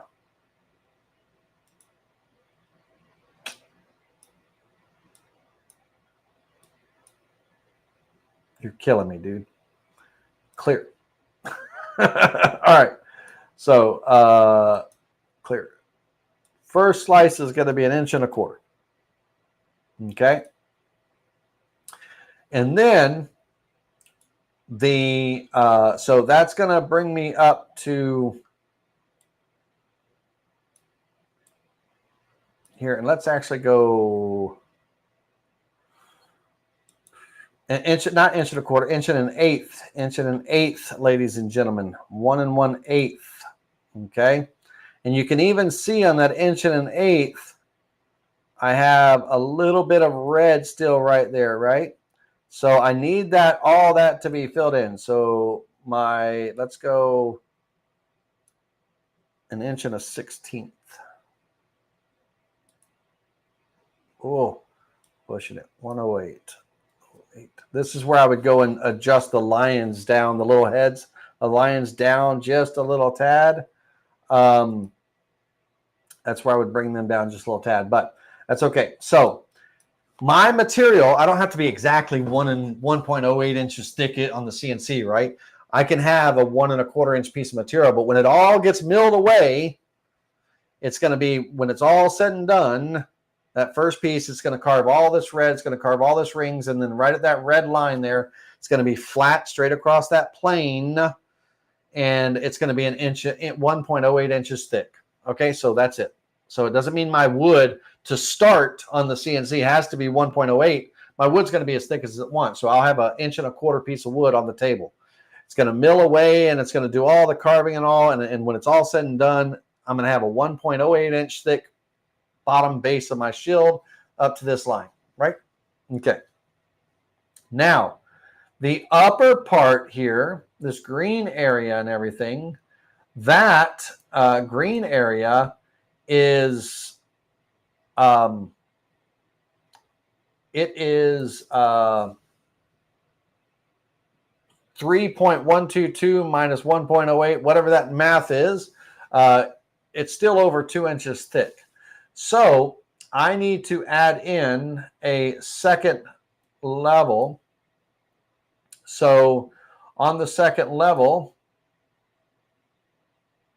and I can create my boundary vectors too. I want that checked, by the way. We haven't gotten there yet. But anyway, let's go 1.5. Now on this, I don't hit apply because that's going to change my 108. I hit new. Okay. Hit new. Now, on my, gray area, my gray area is that gray area there. That's the 108, right? So that's that base is cutting up to that gray line. Now my red area is, this next level here. Okay.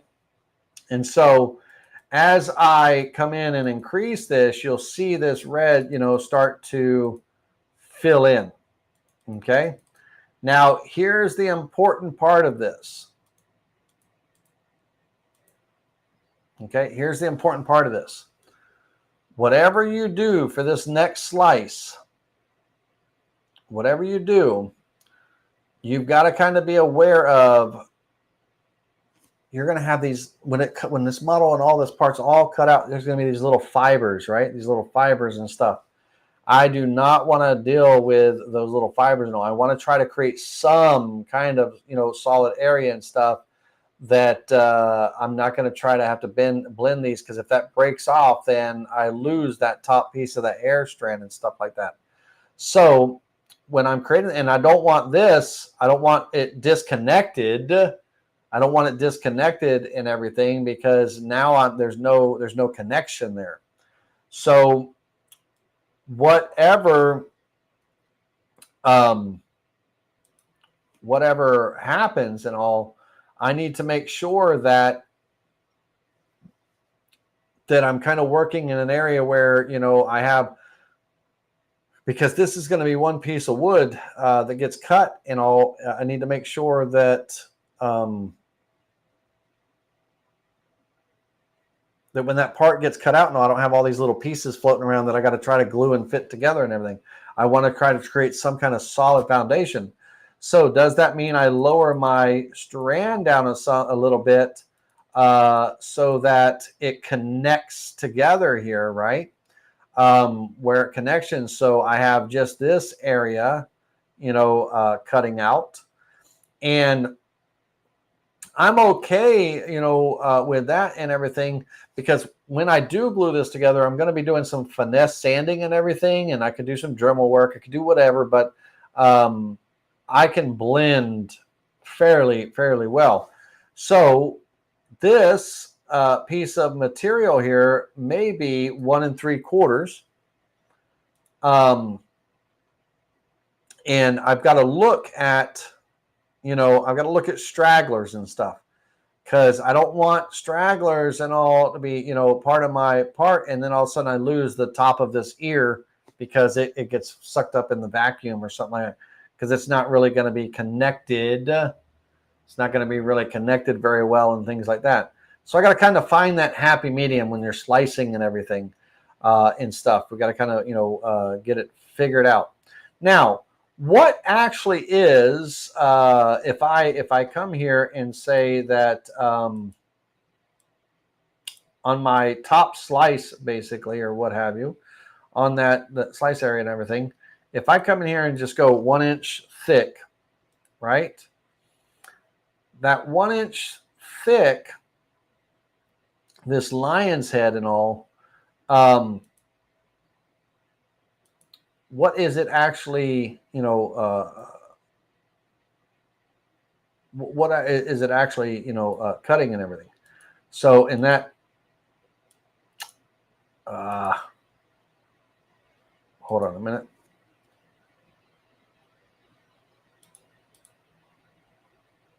Got to make it thicker than that. There we go. What actually am I cutting and all? So on my 3 slices that I'm cutting here, right? I need slice number 1.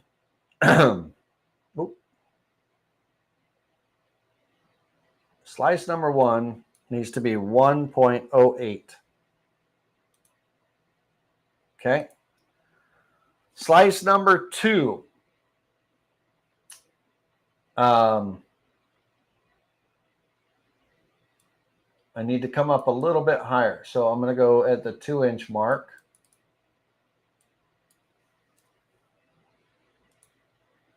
Okay. And then that leaves me here on slice number 3. And I don't want on the 3rd slice here, I do not want to deal with these 3 little pieces right here on the tongue and all. So I need to kind of, it also depends on the capability of my CNC machine and all that stuff. You know, how thick can I actually cut in and all that and everything. So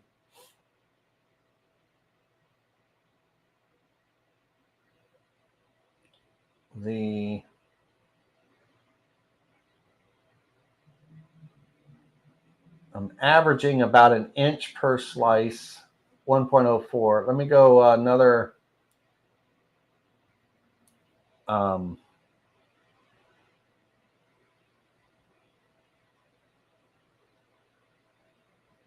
Let me think real quick. 2, 1. I'm going to come down in numbers. So 1.875, 1.875.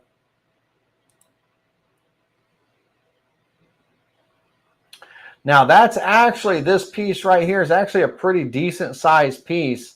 That'll be like it'd be a 3rd cut. This will be flat right here, and then this will be cut at a 3rd piece. That's actually a pretty decent sized piece right there that I'd be dealing with, and that's not a problem. But I got this right here, that little strand, and that's okay. That might, hell, I could blend that and sand that and stuff. Let's go down a little bit, 1 3/4. Okay. Now, 1 3/4 connects all of that area together there. So this will be 1 piece. It's going to be really thin around the mouth area and all. These little areas right here, I could deal with. Let me see here.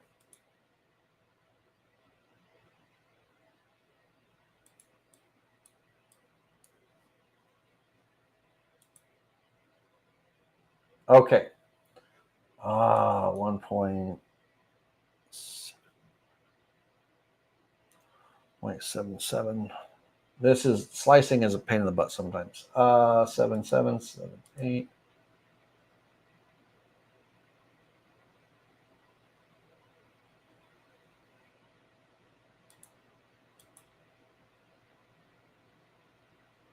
I'm gonna have to, no matter what, I'm gonna have to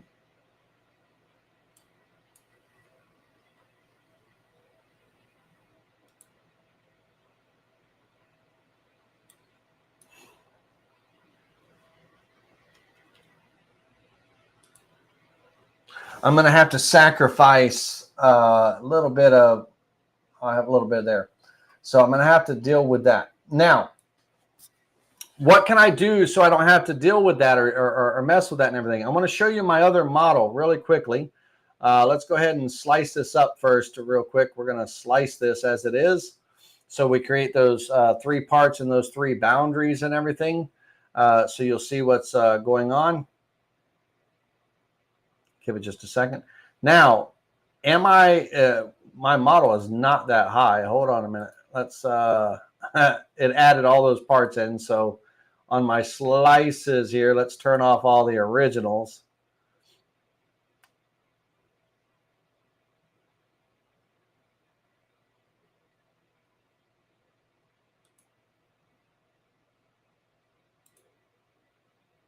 There we go.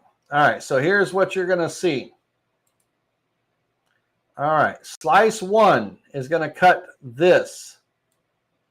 All of that, right? That's going to be one board. Okay? And that board thickness, if we are in the 3D view, if I hold down that control key, that, it's where we can see that, but I can also go here as well. And we are on that material thickness.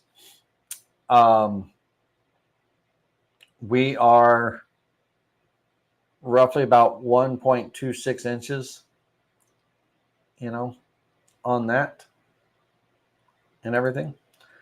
Slice 2. Okay, slice 2 is this. Right? Let me see. Let me turn off the other side. There we go. Sorry, the other side was on. Slice 2 is this. Okay, so you can see the inner ring and the lion's head. Slice 3 is this part right here. And again, when it goes and cuts out, profile cut or whatever, all this stuff is straggling, all this little stuff, all this stuff is attached. Now, I'm not sure. We're gonna go back and reevaluate real quick on the slices, but and then the final slice is this part, right? So it broke it up into 4 slices, even though I had it set for 3. So I want to go back and revisit that, but I also want to I want to show you my original size, and I want you to see on my original model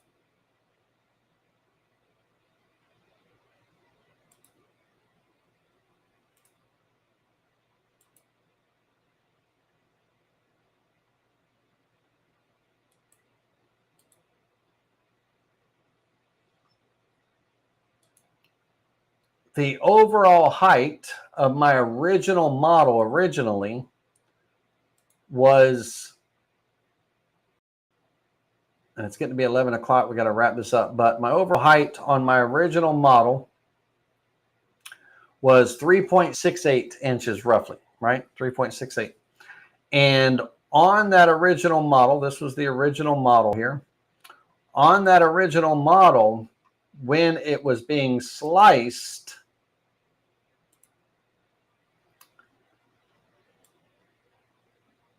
this was the slices. Okay. So that nose area there, then the head area here, see how clean and connected that is? And then we have our larger area, in that gray. And so when we slice this one and we look at it,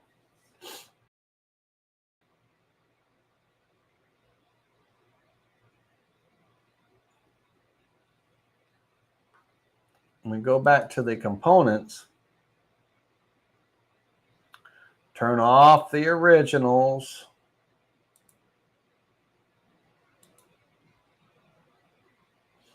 we turn off the slices for a minute.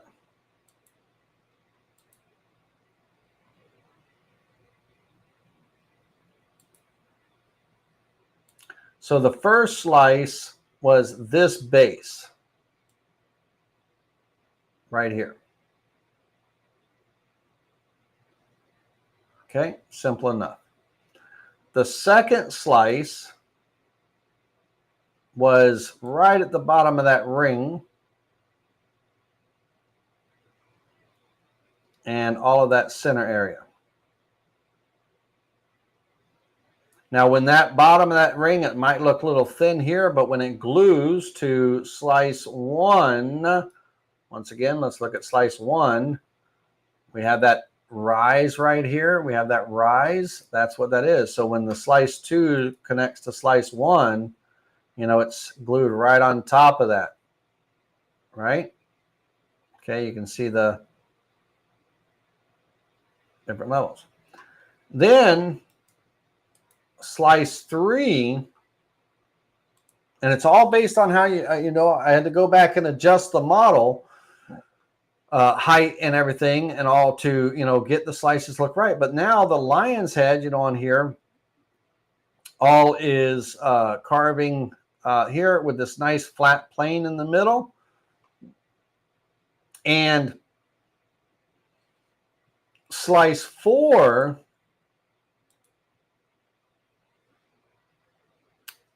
all of this area here, very few little stragglers. Those I don't care, you know, care about. Everything else is fairly connected. Okay. Notice his snout is missing there. And then slice 5 was just that, right? Small piece to create, you know, just that and everything. So all together,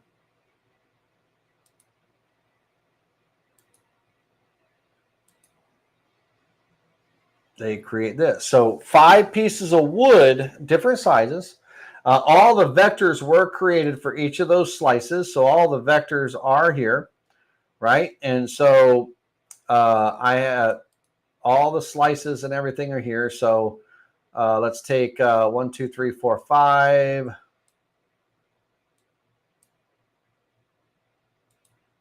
I've got, let's turn all of this off. So get rid of all the, you know, any vectors and all, so you can kind of see your slice vectors and stuff that you're dealing with. So slice 1 is kind of carving this area here and all, and this is going to be all flat. Slice 2, this perimeter right on that edge, right? And this is all going to be flat in here. This is from the other one. Let me delete that one. So slice 2 is just this layer. Slice 3 is only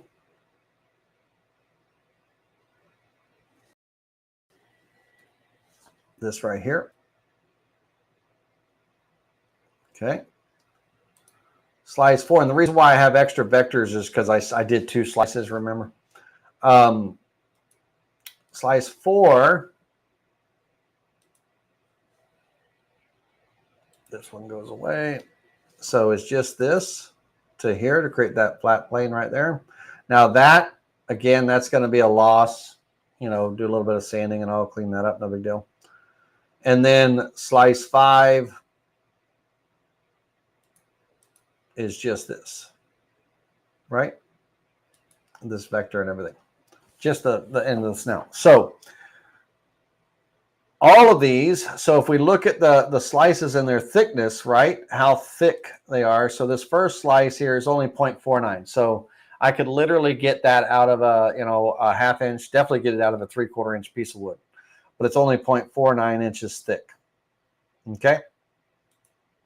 Slice 4 is 3/4 of an inch thick. Okay. Slice 3 is also 3/4 of an inch thick. Slice 2 is 3/4 of an inch thick on that model, and then slice 1.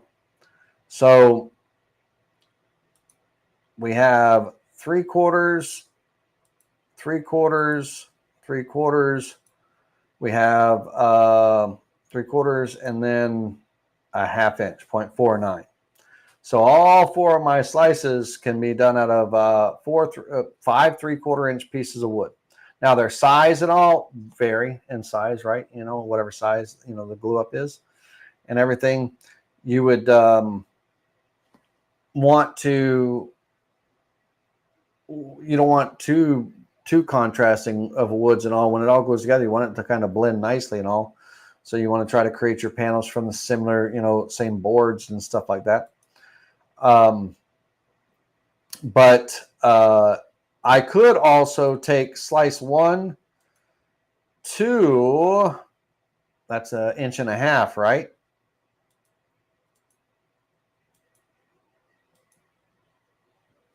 Let me see here.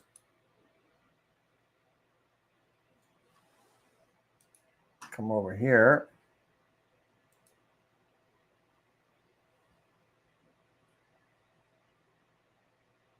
Inch 1.6875. I could,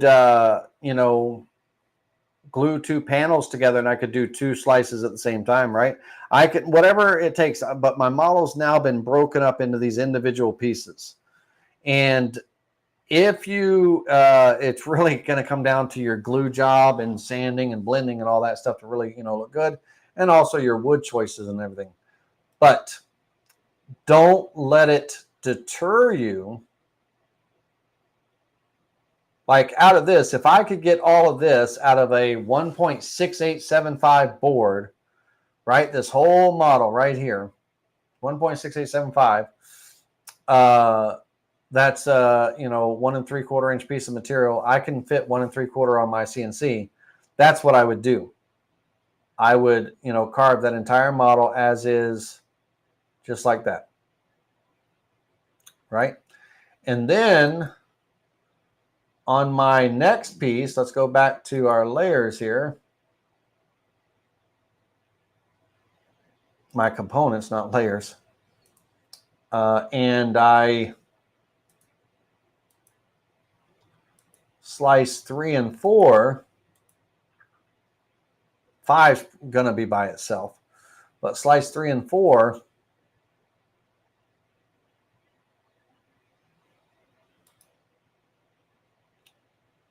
That's this. That's also another 1.6875, right? So now if I carve that entire model, just like that, all my hair and everything is together. I don't have to worry about little fibers and all that. It's a 1 3/4 inch board. And I'm milling away a little bit. So all of that. And then my final slice is just literally out of a 3/4 inch board, a small 3/4 inch board. Just because you have 5 slices doesn't mean you have to carve it out of 5 separate boards. You can combine them together, if everything lays out right. But so that last little bit, right? My model's that nose is 0.5625. My material, with the waist or whatever is 0.68, 0.6839. So out of a 3/4 inch board, I could carve that little guy in he's probably 3 inch by 3 inch piece of material. And then that just glues right on top, right on the nose. Now, if I could get 1 3/4 and 1/2, that puts me about 2 1/4. I'm pushing it. I can cut through on my CNC machine, on my smaller hobby unit. I can cut through 2 3/8 inch thick material on my smaller machine. I can cut through 2 3/8 inch thick material.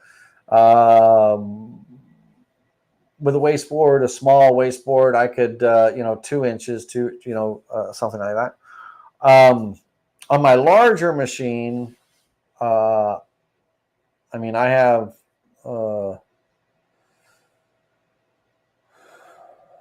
I can cut, 4 or 5 inches thick.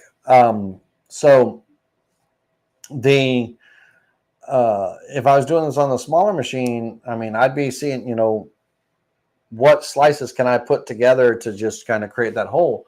And what I did on this one versus the one we just did in class is I took a moment and went back and I adjusted my lion's heads down a little bit.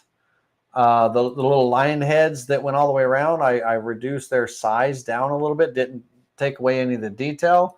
But what that did for me by reducing that down, and we got to wrap this up.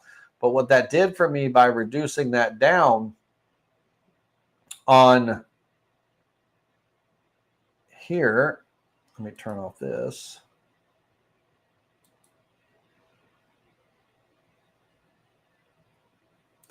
On those lion's head, by reducing them down, that flat plane right here is just above the flat plane here is just above the nose. It's hard to say. It's an optical delusion here, but by reducing them down slightly, I was able to create a slice that could carve out of, one piece without getting into the middle of these lion's heads, right? And so that allowed me to take, and then I could cut right up to just the bottom part of that trim piece for that slice, and that let me be able to have this slice. Come back to our 3D view. Come on, dude.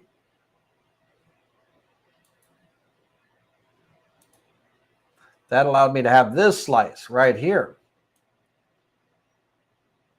And that's just a 3/4 inch piece of material. I could do that out of a 3/4 inch. But if I glued together two of the slices and made an 1.5 inch board, or I go a little thicker, 1 5/8, then I could get that much done, right? All the way to there. So just because you create 5 slices or whatever, when you get it in everything, if you're looking at like, what can I actually get done? What can I get done? And you adjust your slices accordingly and stuff. So for when it comes to the,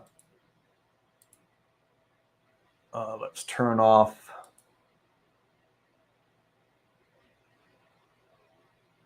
all of that. You turn this off real quick.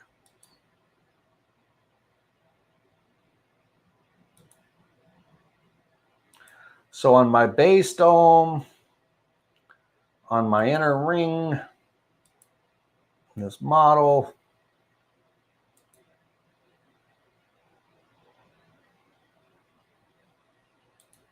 right, on this guy, when he gets sliced, and you got to take into account now when we are, on our slices and everything, we are cutting these slices and all, but we haven't done anything with the back yet, that dome and that dish, right? Well, that plays a role into those slices. We can't do the dome and the dish until this whole model's put together. So how do we deal with that? What's our, how do we, how do we flip this piece over and do our dome and dish on the back side? Well, the front side up to the nose at least, or up to however deep that dish is, right? So on the slices and everything, those parts have to be glued together, right? They have to be glued together. And while it's flat, while it's still flat, before you put on the lion's head on the upper part and the nose and all that, you have a way to flip it over. You can also use some foam and stuff to help support so it's a flat surface. Some people create negative carvings of their model in foam, and it creates like a pocket for it to sit into when you flip it upside down. But in this case, our model's flat. The two pieces that are, when they're glued together, they're flat. They're still flat there. So I can flip this over on that flat plane. I can do all my dish work and everything because it's, now the wood's together. I can dish all that out, but I can't do it until those two parts are glued together. And then once the dish is done, I can flip it back over. And again, I'm cutting my parts out of other pieces of wood, and now I'm at the bench gluing everything together. But I got to create slice 1 and 2, glue them together, flip them over on the CNC, and then do the whole back side, all the carving of the dish and the handles, and then take that over to the workbench and then glue, cut my other parts and then glue those all together. Do you understand? I know it's crazy, but, and yes, they're always parallel to the modeling plane. Never, it really depends. When you import a model, you can create segments and stuff, but it's still a horizontal plane and everything. But this model has to be sliced. On my slices, I can, on those 4 slices, or 5 slices, 2 of them I can glue to, have together, glue together wood, and I can carve that whole model on 2 pieces, glued together. And then my second part I can glue together and I can carve. And then when those are glued together, then I only have that 1/2 inch piece left, right? Just that snout area. Or I could just do it all. I could just cut each 5 slice out of a 3/4 inch board. It needs to be a little heavier than 3/4, 3/4 is the thickness of the model. So going to be a little bit heavier than that, but and just so you understand that's important to know too, ladies and gentlemen, the model slices, that's important that you understand that as well. Let me go to slice 1 here. This is a 3/4 inch, flip over. Give me just a second. My base is on. This is a 3/4 inch slice, but that's a flat plane. Okay. So if my board is 3/4 of an inch thick, I'm still good because the top of my board, right? So it's going to come down. It's not going to carve my panel, not board, my panel. It's a glue up panel, but it's not going to, it's not going to mill this area, but it is going to come and mill that outer ring area. And that's another thing, that my board's flat, my panel's flat, then I don't have to, there's no reason for me to 3D cut that whole flat area. I can just create vectors to cut just that outer ring area and stuff. Now, if I put the 2 slices together right here, now this upper level and all, I'm at 1.6875 inches thick from the very bottom to the very top here, 1.6875. So at that point, that's more than 1.5 inches thick piece of wood, right? But at 1 3/4, I mean, I'm gluing this together anyway. I can run it through a planer. I can make whatever I need to get that done. Now at this point right here, that's still a flat plane. I could still flip this over because at this point, my dish on the back side can be carved. So that dish on the back side can be carved, at that point, with those 3 pieces right there. So all I have to do is carve this, flip it over, carve the back, and then that leaves me with these 3 slices.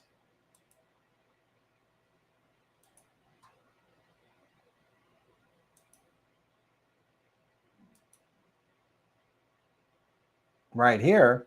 Now it looks weird because we're seeing that dome and dish on the other side, right? But we got to turn that off because this is what actually is getting carved, right? Now, without the snout or with the snout on there, last thing I'm gonna say, because we're really running over time. I'm at 2.18 inches thick, so 2 3/16, right? Can I push that? I don't know, probably so and everything. Without that snout on there, I'm at 1.6875. And, I can carve that, So what I want, it's in my best interest to carve instead of one individual piece like this piece right here. And, carving this out, having these little stragglers and all, and trying to glue that in and, and get all that hair right. It behooves me to put these 2 parts together and carve that as a whole, right? Or if I'm okay with that, then I could do these two parts together out of a 1-inch piece of material, 1.5-inch piece of material, and I could carve the whole top of the head, right? Yeah, I have a few little stragglers and all, but I could carve that whole top, and now I'm just gluing that to the flat plane. Whatever, right? Figure out how you're going to carve your slices, and you're only carving that because you created the vectors with it. So your vectors, whatever they are, so in this case, it would be slice 5 and slice 4, right?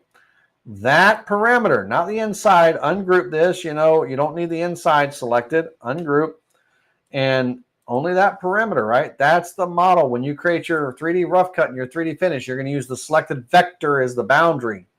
And you're going to have that selected vector selected. You could even do this one too. It's not worth it. But anyway, and it's going to carve just that, right? Nose and everything that's within that area. Okay. I wish we could, not tonight and all, but I wish we could go out and I may carve this shield. I don't have any use for it whatsoever, but hey, it's a fun looking project. I may carve this and I may slice it, and I may take some photos of the slices, the individual slices, so you can see what's going on and everything. And how to glue together. And if I do, I'll post them on the channel Facebook group or something like that. All right, ladies and gentlemen, we have to wrap this up. We got to say our goodbyes. We've already had some people fall off and all that stuff and go to bed. So the slicing is going to be the most challenging part of this. Once you get 2 slices glued together, you can flip it over, carve the back side, all the carving on the back side, right? And deal with that, and all. Look at, I'm sure there's some YouTube videos of people who actually carved a sliced project and glued it together and filmed it, right? There's got to be somewhere on YouTube that's done that, right? If not, I'll do it. But I've got some beautiful 1-inch teak wood. I might make it out of teak. They're 24-inch by 24-inch panels, so they're perfect. By 1 inch, and if I glue them together, that's 2 inches, that kind of thing. So I may do that, but in the meantime, I'm going to hit save one last time.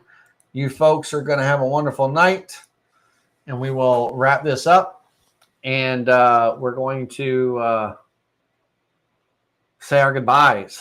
Remember, CNC Planet Art for the one model, CNC Planet Art for that one model. If you wanted to try something like this, it's a great model for $4. It's on sale for another 18 hours, right? I have no affiliation with these people whatsoever. I bought these models the other night from them for this project, right? So that's why your little donations and super chats and all that are helpful, help keep me, tight and right, because I'm spending money to teach you guys and girls, right? So all your views help, and your thumbs up, it helps kind of reimburse some of that. All right, on this model, $5.93 from Woodworker's Creed. And it's a great model. It's the round lion's head is what it's called. And on Etsy, Etsy.com. Big old shout out to Etsy, and big old shout out to those two. Go buy those models. They're great models. Very affordable, $10 or so, right? All right, everybody. Y'all have a wonderful evening. We will catch you on the flip side. And we will see you next week. All the exclusive members will see you on Wednesday of next week. And all of you, the rest of you, we will see you on Thursday. All right, everybody, y'all have a wonderful evening, and we'll see you then. Take it easy.